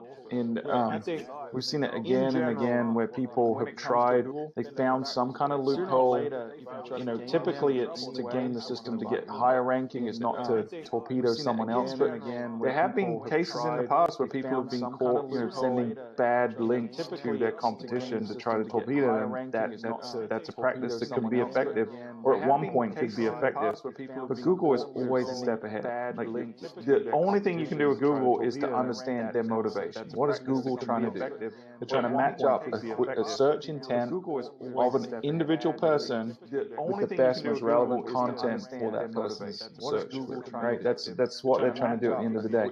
If you follow that logic, you're going to be fine. Provide the best content, that's most relevant to your consumer, and you're going to be successful at the end of the day. Do you forgive us for attacking your GDS? I mean, we're sorry. I was so mad I had to just take it. Had a little hissy fit. No. I actually wound up my network successful source started to do a backup on my thing here, which was just destroyed my best. I couldn't really say goodbye. I had to kind of take things care of somewhat immediately because things were happening at about 150 megabits a second. Which I couldn't really say goodbye. For some some reason conflicting with the bandwidth. That's just possible Because things were happening. Well, so Robert, we brought in Holly's article. I don't know whether you're hearing us in the background. Yes, is it possible to trick Google? Yeah. Of course, you can trick them until they trick you back. Right, well, they're being tricked. It'll always come bite you in the ass later if you try to do this scam and stuff. But in all fairness, my mixed bag with this, and I agree with you, sir. First, when you said, "Hey, I'd hire this law firm," my people go over. Some people go over and say, "Whoa, they're doing something illegal." No, they're not doing something illegal. Well, there may be aspects that we don't know yet, but the premise of trying to clean up your reputation online is not illegal. As a matter of fact, we get asked to do that from consultancy regularly. It's like, hey, some of the more naive questions, like, look, I got a lot of bad reviews, I need them taken off. They're not going to be taken off unless they're false. Okay, if they're false or they're about somebody else and it's not you and you're getting false, then maybe there's a recourse. But most of the time, it's first way to solve that stuff is fix the problems that they're bitching about and show that you resolve them. That's what take them off. Most of the time, it's get better reviews by having better reviews. I always thought I'd hire TimPeter.com and he'd send some of his cousins from Jersey to visit their families and have them reconsider. What are you doing here? I always thought, have them reconsider and perhaps edit their reviews slightly. We'd like for you to write the following words. No, the idea of it is that you never want, especially if it spirals out, your dead spins, and you can't control you can't get ahead of the conversation. There is a cleanup that has to. There is a crisis, and you should, as a word of caution for those who listen, you should have a crisis social management. You can't get ahead of the conversation program in place, a protocol. There is a crisis that says if something does happen, first suspend all your automated scheduled stuff because nothing looks worse than something tragic happens at this hotel and you're saying it's sunny and 72. So first, and then get people off your account so only the official voice spokesperson for the crisis committee or crisis team is the only one that can authorize any messaging that goes out. But two, with that point, active monitoring process of communications that you're involved with to know what is going on about what's being said about your product so that you look like you're actively engaged in the dialogue, not letting it through the process. But again, something in that thing for those who to know how Stewart's the person we want to talk to about this because their company knows very much about it. Look like you're actively engaged in the dialogue, because it's any good agency has those conversations. Any good agency handles has those conversations. They with their clients as to, hey, what is your program? How are you handling this? Who's the ultimate authority in this? But that said, there is methodologies of processes that can improve your content. What is your program? Other than just the guest improvement, how do you use that information to begin to balance out the negative that it reflects? How do you introduce it into the market? How do you just don't shove it out there and you certainly don't ignore what negatively is being said about you. What messaging you do is a crafted process. So to that end, regardless of whether this legal law firm was touting themselves as being able to rip it off the headlines or not, the process of improving your presence online, your consumer advocacy of yourself is a very legitimate real world concern that didn't happen 10 years ago. Didn't exist 10 years ago. Presence online, your consumer advocacy. All right. Is there anything else about that one? I think it's great that they were able to do it. I think that's very clever, but it's not going to be something everyone else could. Because when we read articles like that, everyone's like, well, how do I do that? It sounds really good. The reality is you can't. I mean, Google is always going to bite you in the butt at some point. It's not going to be something everyone else could. You can't remove other people's listings in any effective way that's not going to get you in trouble. What you can do is create more great content that is going to supersede that negative content. That's the approach we typically take. Or you do what Lauren and I were at the Hotel Data Conference a couple of years ago, and a hotel consultant who will go unnamed, not necessarily one of my favorites. Somebody brought up what happens when I get bad reviews? He's just like, you just create like 10 every time you get a bad review. So basically, review spam was his solution. What happens when I get bad reviews? You just create. Because people get lazy and sloppy and they'll start doing it all from the same IP address, or people that just created their account as the first ever review. And, you're going to get dinged by TripAdvisor in that case. Or they pay a bunch of money to get they pay a bunch of money to a real black hat organization that has their sock puppets have been established since 2000. Fiverr and just hiring people for responses like no. They pay a bunch But of again, real to a point, you don't know what the world's like until you're sitting in that chair. If you've ever been in that world where there was a free fall bad spin about your company that you weren't in front of, and you were just seeing to a point, you don't know what the world is like until you're gut wrenching. It's never been in that world. I've been working with clients that I walk into that scenario and I feel terrible. Let alone how they feel. Most of it's not true. Most of it's free fall. Most of it's reactionary to reactionary to reactionary. And they're asking, shut this off. How do I pull the plane up before the crash field? Yeah, we've had to deal with a few. We've had a couple of we've had a couple of shootings at some of our hotels. We have one where there was a double murder, and they didn't find the body until the housekeeper had gone in and cleaned the room, and didn't find the bodies, and then somehow they found out there had been a murder, and the police actually came in and found out that they put the bodies inside under the bed. So easily another couple in the body. Yeah, so they hit them. They pick up the mattress, threw them inside under the box. Put them in the frame, put the mattress back on. All right, so we had a couple of terrible situations like that. And it's easy to think you know what to do in that situation, but unless you have a protocol that prevents you from knee-jerking and making bad steps, because a lot of times you can shine a light on something that negative and draw a lot more attention to it for people that didn't know what protocol. So you got to be first that you're not making the situation worse before you try to make it better, right? So I think you described one of Tim Peters' cleaning up of bad reviews events. When he invites the guests back to the hotel to have another stay, and they have another bad review, he's wind up in the frame. We had another situation. This wasn't nearly as catastrophic, but we had someone had written an article on their blog about this property. It's a nice property, 4-star property, and very high ADR. And they wrote an article about having experiencing bed bugs. Unsubstantiated, right? It's very, very risky claim, right? And but the problem is, this person's blog had a lot of Google authority, so it was ranking to the point that it was coming up in the top on the first page for the brand term, and then enough people started searching property name bed bugs that it became a Google suggest.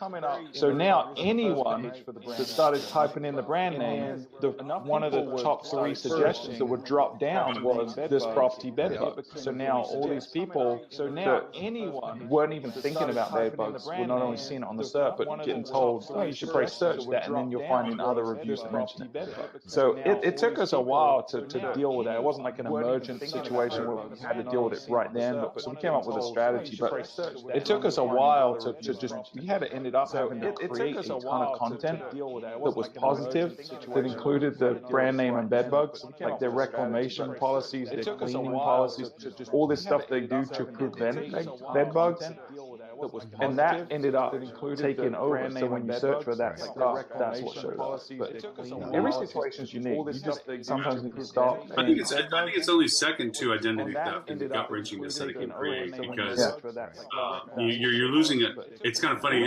Again, talk about people that have weird analogies, but it's like Matrix. Why did the person who died in their mind physically die? It's like, well, online, if you lose your social reputation for your company and somebody hijacks your identity and can affect your real world of money and everything else by doing your accounts out in your mind, the virtual world did affect your real world. You're still sitting in the same person you did 5 minutes ago, but 5 minutes later, you're not that person online anymore. Your money's gone and your reputation is destroyed. And so your business, your clients, and you're sitting there going, I didn't leave the room, but my world has fundamentally changed. So, yeah, this is about very real presence that these things do count financially. I mean, we know it every day that 1-star increases. I think so. Your world has fundamentally changed. What's the stat? 1-star increase on a review does how much business increase or something? There's something. I mean, the fundamental value equation What's the stat? 1-star increase on a review does how much business? Yes, go ahead. There's some. Go ahead.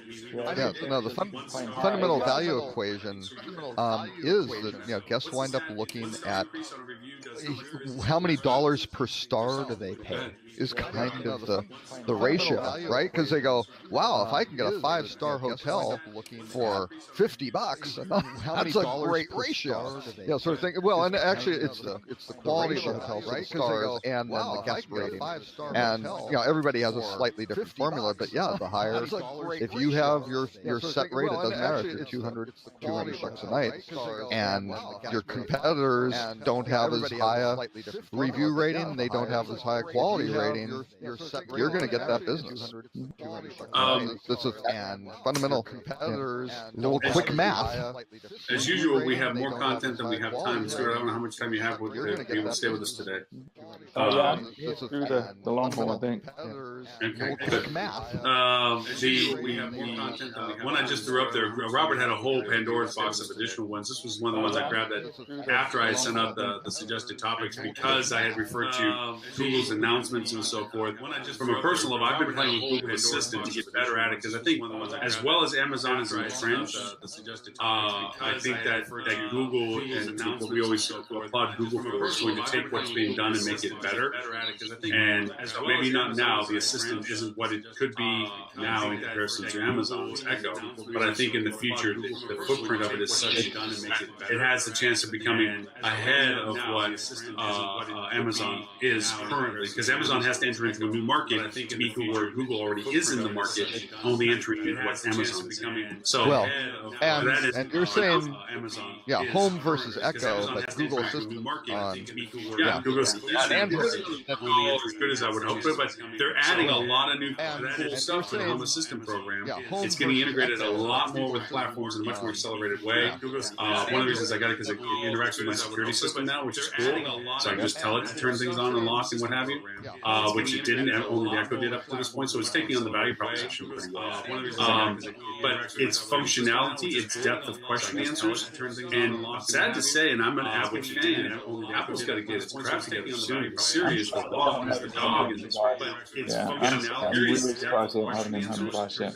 There's no doubt Google's product ultimately will probably be superior. The research they're doing on AI and natural language processing and search is way superior to anyone else. So they're probably going to have a superior product, but Amazon is getting so entrenched in the home with the penetration of Echo at this point. They're just releasing 2 new products with the Echo Show and the Echo Look, which to me solve a lot of problems and limitations of the current Echo.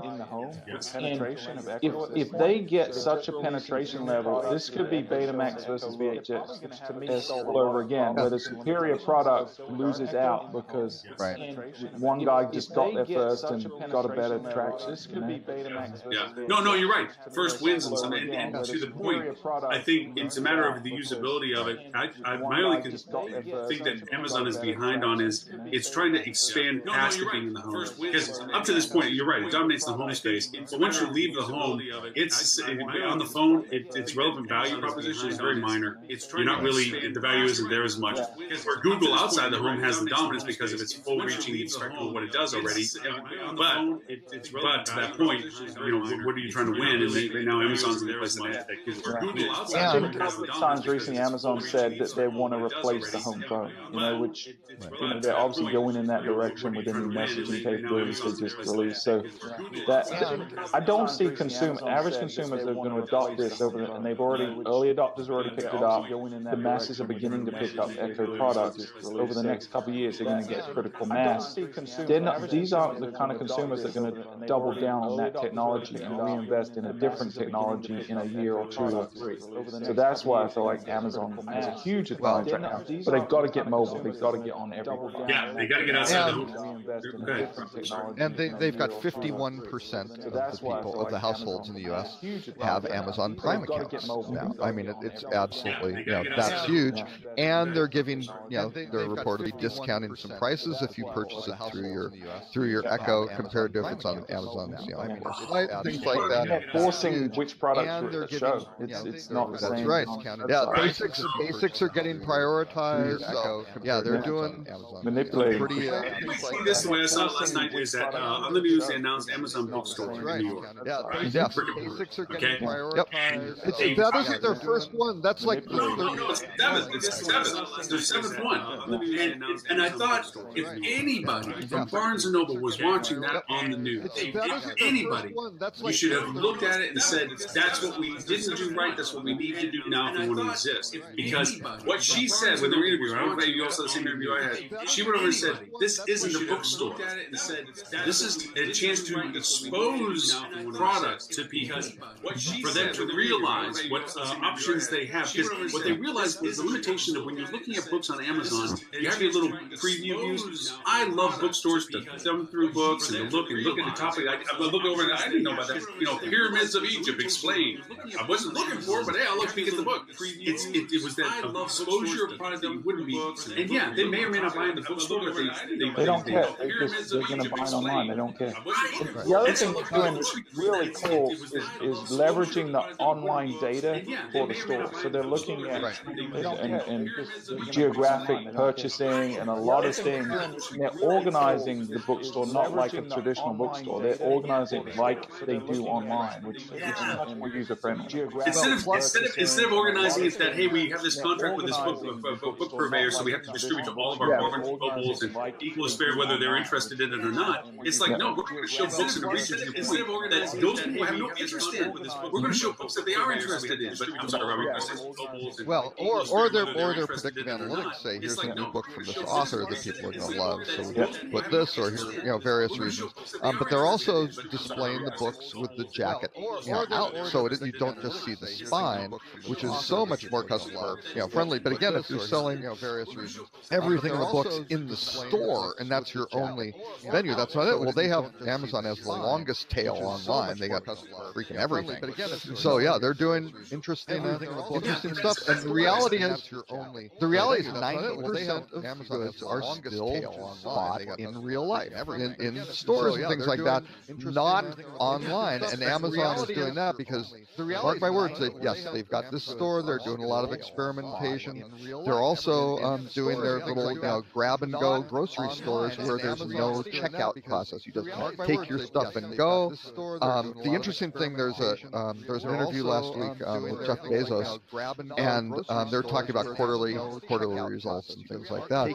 But he said, whatever. Second quarter is looking pretty good because, quite frankly, our second quarter of 2017 was set up about 3 years ago. We pretty much knew what it was going to be. So their planning cycles are so far out in front of this stuff. But do you think about the technology combinations? We started this whole show with shiny object versus doing the practical right. Amazon, and whether people who watch the show know this or not, has a little wonderful camera on the mobile phone. All you do is hit the little camera and you aim it at something, and then it identifies what you're looking at, and then it shows you in the Amazon store whether you can buy it or not. Know this or not, has a little that whole bookstore, the whole Amazon store. Maybe you're caught between grocery store and home or whatever, and you went to the bookstore because you had a few minutes to kill. You don't want to lug a book with you, or even if you're not certain about buying a book, but you can go over and look at the book. It catches your eye because you didn't even know you were looking for it. You do the little scan with the Amazon app. It identifies the book. You throw it into my list, so I don't lose track that I'm interested in this book. And then you walk out of the store, maybe that evening, maybe a week later or whatever. You go back and you're listening. Go, oh yeah, that's a pretty cool book. Let me pick it. Yeah, let's just buy it. So I don't lose track that. Where Barnes and Noble doesn't do any of that stuff. Right. And you probably hit with 20 ads for that book in the meantime because they know who you are and what you look at. Yeah, let's just buy it. Yeah. So to me, it's like, wow, this like I said, I hope that people at Barnes and Noble, hopefully not too late, because you always want competition in the market, but to niche themselves out to uniqueness, because they still have the massive footprint diversity. They still, I mean, there's only 7 Amazon bookstores, they're globally distributed, but the impact is only in 7 markets right now, where Barnes and Noble can make immediate impacts in their current market if they were to just think through some of the changes in this methodology. But I was like, wow, that's 7 markets right now where Barnes and Noble can make. I've got one thing you said about showing the picture and identifying things. Hot tip for the week. Now, again, I don't have an iPhone, so I can't use it. But have you guys used Not Hot Dogs by Seafood Technologies? No, I have not. You don't watch Silicon Valley on HBO, do you? I don't have an iPhone, so I can't use it. You need to. It's a great. It is a great show. I think they're in the third or fourth season, whatever it is, but it's about startups and all the crazy things that go on. Outstanding cast. But the bottom line, the guy comes up, Jin Yang, and it's this new startup where he takes a picture and it identifies the food. They're like, oh my God, they've got these VCs and they're going to go invest in it and it's huge. And he's like, no, it only identifies hot dogs. But the important thing he says, it also identifies if it's not a hot dog. But the cool thing that HBO did, and the reason I kind of posted here is, okay, so they've got a successful TV show, HBO and that sort of thing. But they're extending this stuff out into, things that people can do. So they're, sure, they do little video clips of, little vignettes and things that kind of tie into the show or backstories or tangential things. But now they're actually spending the money to develop a stupid little app, and it works apparently. I mean, they actually built the app. So you point out it, and something looks like a hot dog. It says, it's a hot dog, and if it isn't, it does develop a stupid little app. Just to get back into the not hot dog. Okay, so the one link that I did do for the Google thing came out of the Google conference. Is that they are really now, it seems like they're lasering in on destroying the last click. Okay, so the one link that I did do for the Google thing came out of the cross-platform attribution model they're rolling out. Is that they are really now, and talking about in-marketing targeting and so forth, they're really trying to say, look, we got you off the keywords, now let's get you off of last click, because it's counterproductive to really making us move. We did an episode on attribution modeling on the podcast, I think 2 or 3 weeks ago. 53 or 54 was the number of episodes. But we kind of broke down the different attribution models that people use and the pros and the cons. So it's for those that are confused about attribution modeling, I feel like it's a good kind of 101. Can you put a link up for the podcast video? Because I listened to the podcast, I thought that was brilliant conversation. Because I don't think people really understand all the variances that are out there right now as to attribution modeling. Even just scalability, leveraging, persistence, time erosion. I mean, like 5. All the variances 5, right? You guys went through all of the ones that I know that are the leaders in those conversations. Yeah, we missed 1 or 2 that just aren't common. There's a few off brands. It'd be interesting to see with Google doing this now with their solution process. Because the one part I missed out of this article was, okay, I understand, but what are you saying is bad? All they're saying is this isn't what you should be doing, but they're not really lending themselves to what you should be doing. Right. And I guess they're letting the market kind of decide if they're being told no, that makes everybody else look elsewhere, and then what else elsewhere turns into popularity might be a better alternative. What you should be doing.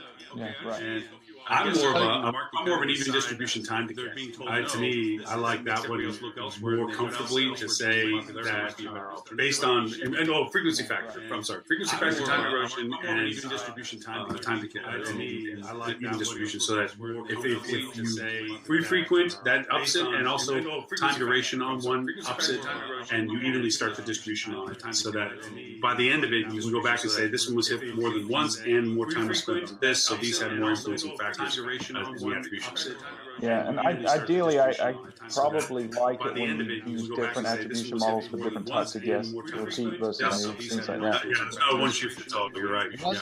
Yeah, and ideally, and I think that's again the complicated aspect of where people want the real easy, and that was the thing. That's why Last Click was so adopted. It was easy. You go, well, there's a click, I got it, and it's I guess we're done. It just doesn't, and it's accurate. Or it doesn't accurate. Yeah, you add up your return for all your things, and all of them, you made more money than you actually made. Now, in fairness, there probably is some business out there where Last Click is like, that's it, perfect. We don't care about anything else. It's just this. That is what triggers all of our sales, and screw it. But but that also, I noticed in this article the way they phrased it, you can take the same argument they're making about the demise of last click attribution and immediately apply it to first click attribution. All singular I noticed in this article is wrong.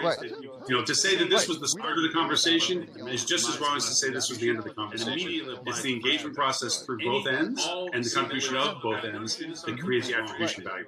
To say that this was the start of the conversation. I mean, think about it logically. How you first stumble upon some month, and then your consideration period, your selection, and then the moment of truth when you actually pull the trigger. There's so many factors, so many influences, to pull that down to one point, and then your consideration period. No, especially when you're talking about spending or attributing dollars to expense. Yeah, and I think that's why people have been lazy and taken the easy route with last click, because they need a number to tell them what decision is right, and there's not an easy way to get the right number. So we always encourage people, whatever attribution model they're using, don't take things on blind faith, because certain attribution models are going to favor certain types of advertising, right? So top of funnel, bottom of funnel, things like that. You have a big variance on mobile versus desktop. There's going to be huge variance in what the ROI is for different attribution modeling, right? Because people tend to start on mobile, they tend to finish on desktop currently, So there's a lot of just nuance. So looking at numbers on their own is somewhat meaningless. So we really trained our folks to look at the trends over time and use maybe multiple attribution models to measure the same thing, but to look at it over time. And at the end of the day, we're just making decisions about where do we invest our money in the future. So when you're using multiple attribution models, comparing over time, what's getting better, what's getting worse, you know where to shift your budget. That's how we use it. Thank you for reminding me. One thing I got out of my head when I was listening to the podcast, when you guys were going through this, think about the weather people on TV, which are never right, but they're close to being right. Thank you for reminding me. Is they don't use one weather model.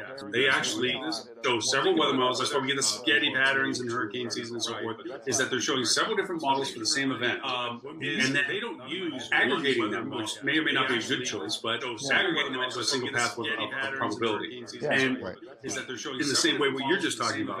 You can take the same event cycle and chain and show variable attribution strings in correlation to it, see if there is a value similarity between each of them, or any commonalities you can draw from. Now, you can create analysis paralysis, you can put somebody but by the same token, it can sometimes give you a generalized direction that it might be saying, in this circumstance, this model is a more accurate representation based on repeatability. We created the same action, and it's the same result kind of happened based on this model's diagrams. So you validate it, and now say from now on, let's just put this as a sticker that says we do these types of campaigns on these platforms for this product.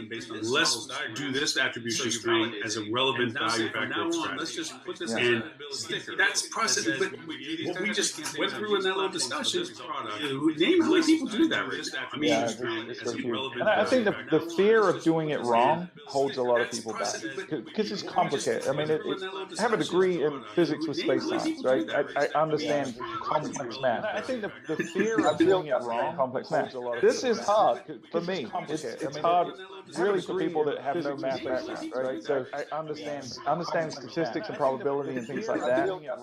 It's really hard. So a lot of people are just so intimidated by it.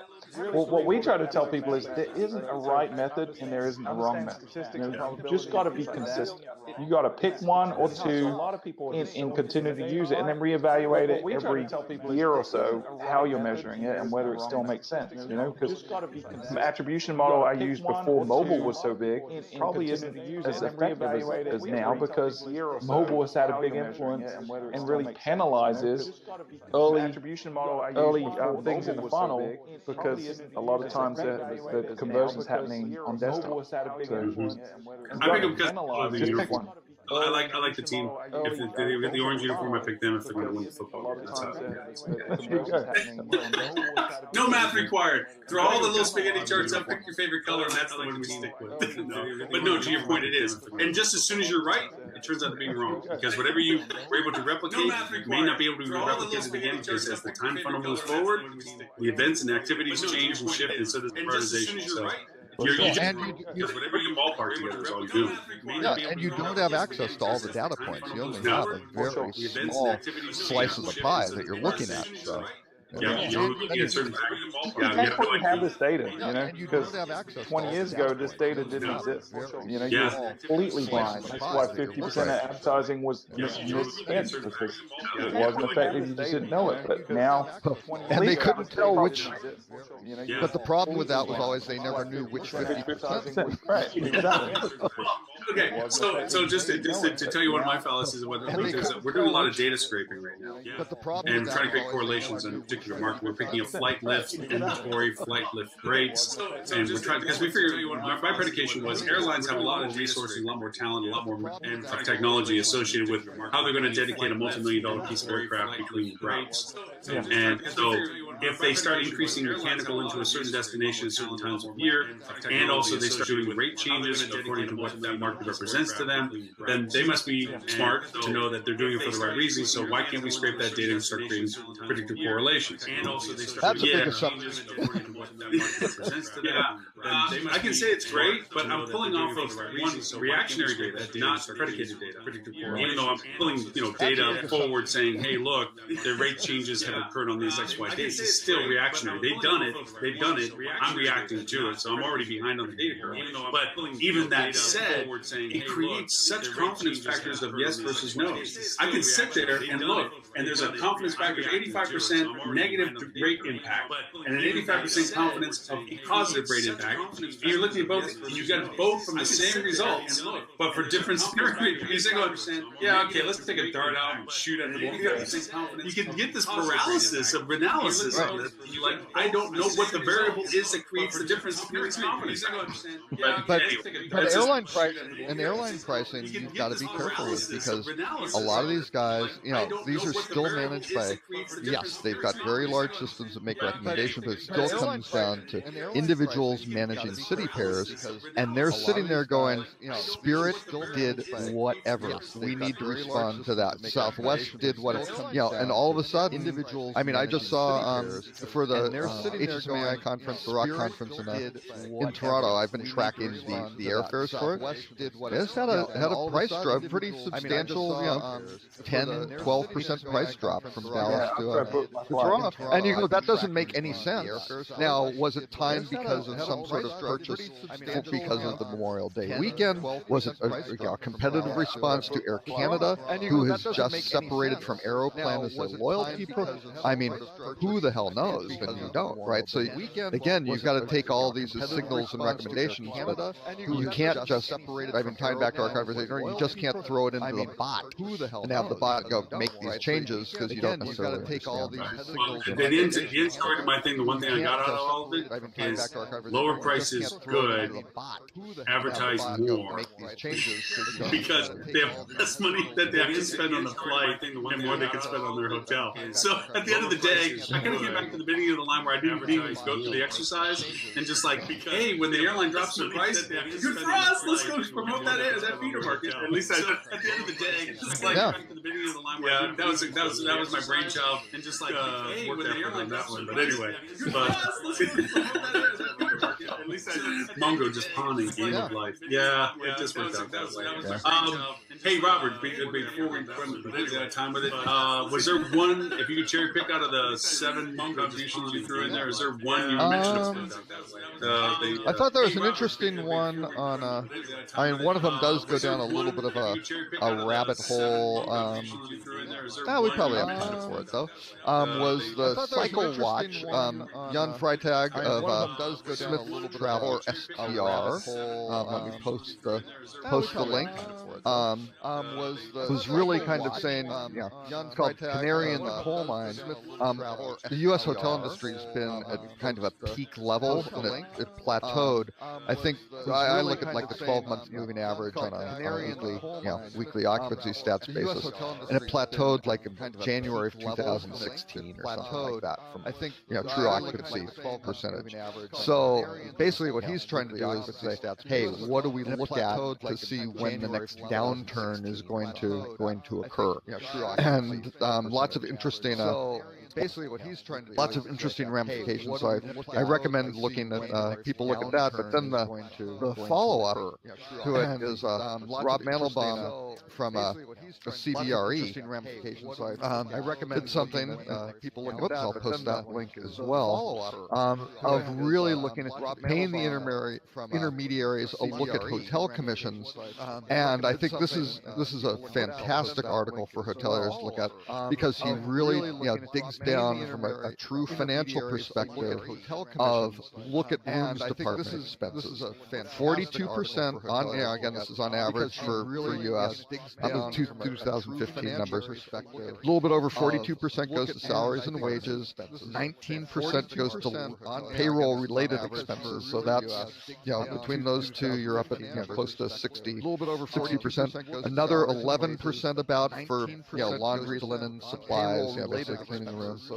Commissions is now 11.4%. So that's actually more than cleaning the rooms and kind of your things on that. Where reservation expenses, maybe, which you might be able to compound on top of it, are 4.3%. So between the two, you're at what, 15.7% going into reservations and commissions, which is a pretty large number. So his basic drill down is, when you're looking on return on investment, you've got to look at the profitability side. You can't just kind of do the return on ad spend sort of thing. Because again, the number this past week, I've seen a number of different groups, not Stuart, but groups say, hey, look at our 400% or 4x or 4.5x return on ad spend, and you kind of go, well, wait, that's purely revenue. Gee, that would be 25, equivalent of a 25% commission return. I'm not sure why you're touting that. Exactly. But people don't realize. They just look and go, wow, that's fantastic. That would be 25, and it's not a good situation. And I think once you get to the property level, the ownership level, things like that, there is a big gap in understanding just how these numbers work. So I want to ask you a question. How do you? I always try to keep benchmark 10 to 1 because I try to keep it on the above the EBITDA line on cost. I can't control the below the EBITDA line for a hotel, how they marginalize their profit or something. I just got to look at their profit line up to the EBITDA line. Can I operate cost-wise market spend within their net profit margin? Because if you're past the net profit margin for them, they're not making money off of what you're doing. They're paying bills, don't get me wrong, but they're not making a profit off it. So I try to keep it under the profit. It really depends on the situation. So because we got, a lot of the destinations we're in, we have condotels, so there's homeowners, so it's even worse now, right? Because now they're giving 40 to 60% to the homeowner before they get anything. So, a 4 to 1, they're really losing money on something like that. So we look at that. We also look at lifetime value of guests. So from sources. So obviously it's more expensive to acquire a new guest than it is to drive a repeat guest. So if it's new guests, our tolerance is a little lower in terms of ROI. And then we also look at online and offline data. A lot of folks are just looking at what's being booked online, but we really try to track the revenue being generated over the phone too. So a lot of times you can't apples to apples track that. You have to extrapolate. But we have some clients that they're happy with a 3 or 4 to 1 return if it's a new guest and they know they're going to get them back repeatedly. But yeah, for most people, 10 to 1 is kind of that line in the sand that a lot of people draw. Where it's anything less than that, it's not worth me not going to the OTAs. You make a good point. The acquiring of new guests versus in that sense, because there is a portion that but then it goes into marginalization, because if a certain amount of your market spend is dedicated to the increase of new guests, that's a tolerable cost, because that average spend, like you said, lifetime value of that program gets diminished against, like, for 1 month, a heavy spend on that is going to diminish your net profit for that month in comparison to the 8-month spread of the entire campaign. It marginalizes down to a small percentage. When you balance it to what you're saying, that the larger or flexible portion of it is just been recaptured previous guests, where the cost factor is much more diminished. Channels and we'll have budgets too allocated that aren't necessarily directly generate profitable revenue. Like some is speculative, we're experimental, looking for that arbitrage, or we're looking to build up an email database or a social following on a new platform just because we want to be early adopters on it. So there's always a contingency of budget for our clients that is a little more speculative, a little more risk reward, and we don't hold the ROI to the same high standard expand it, you know. So 85, 90% of the budget is going to be, and this circles back to the beginning of the conversation, right? 80, 95% of the total budget is going to be on what we know is going to work. It's going to drive a great return on investment, but then 5 to 15% is going to be that contingency budget. We're just going to go and try the box and the shiny new things, because it's going to drive, hey, we're going to find some stuff that works. There's a lot that doesn't work, but we're going to find the stuff that does. Right. No, good. I felt like I'm not crazy thinking that way. Well, and then and one thing to just layer in at the end, kind of the end of the triumvirate, is the third article, which is basically hotel brands and the hotel loyalty member rate. Are they good for business? Which calls to the same thing. These points are expensive, and basically hotel brands. Is this by giving discounts?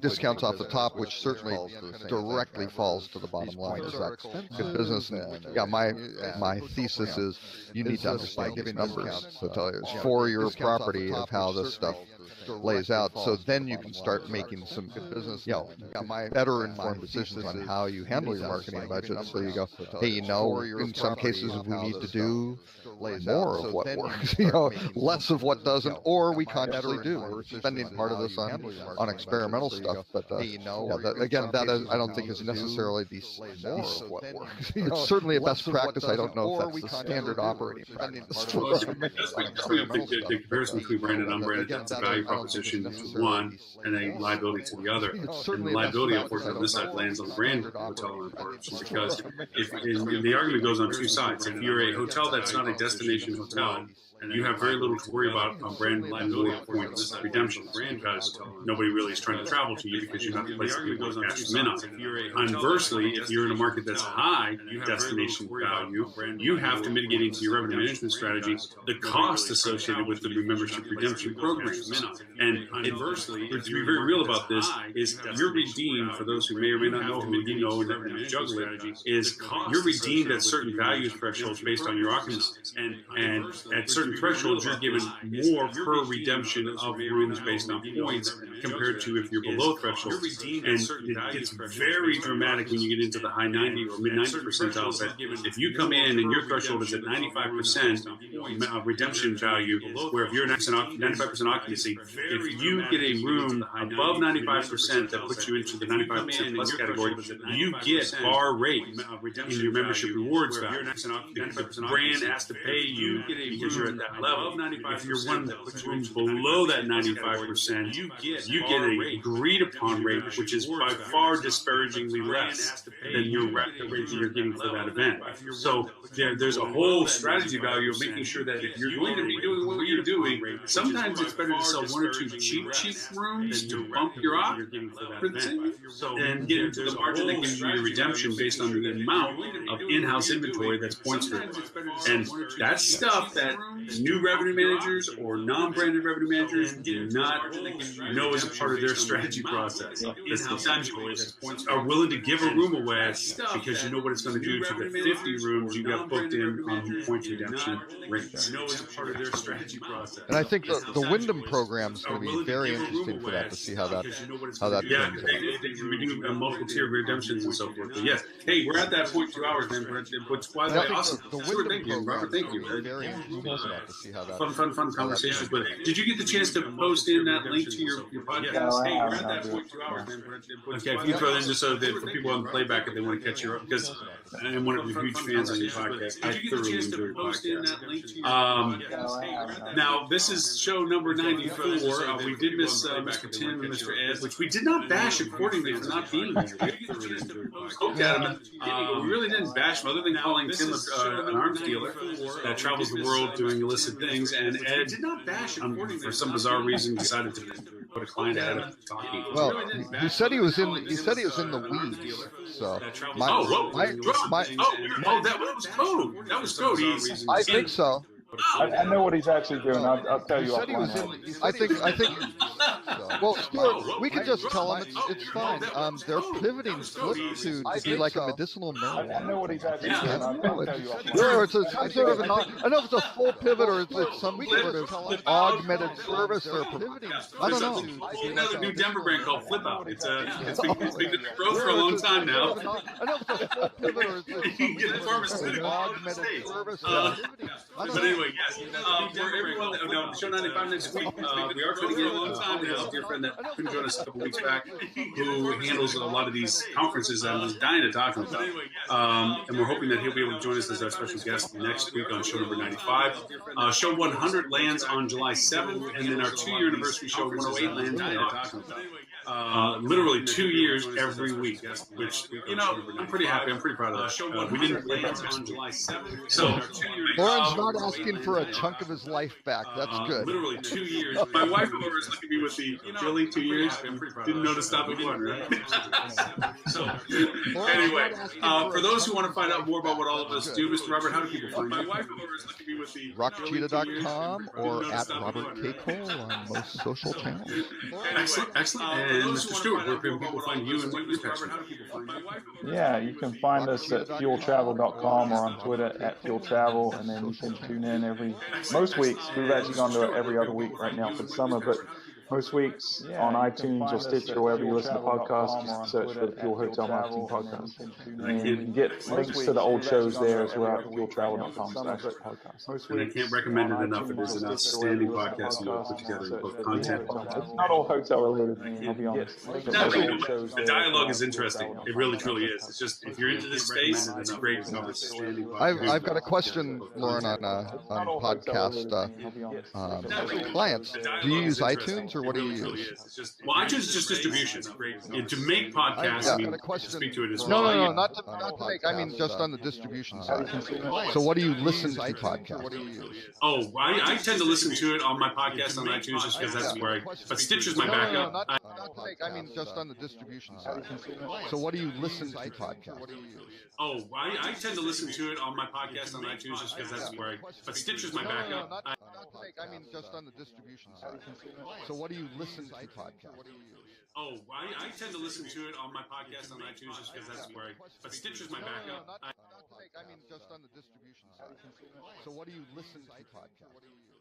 Oh, I tend to listen to it on my podcast on iTunes just because that's where but Stitcher's my backup. Not to make. I mean, just on the distribution side. So, what do you listen to podcasts? What do you use?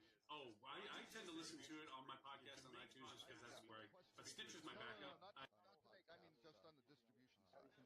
So, what do you listen to podcasts? What do you use? Oh, I tend to listen to it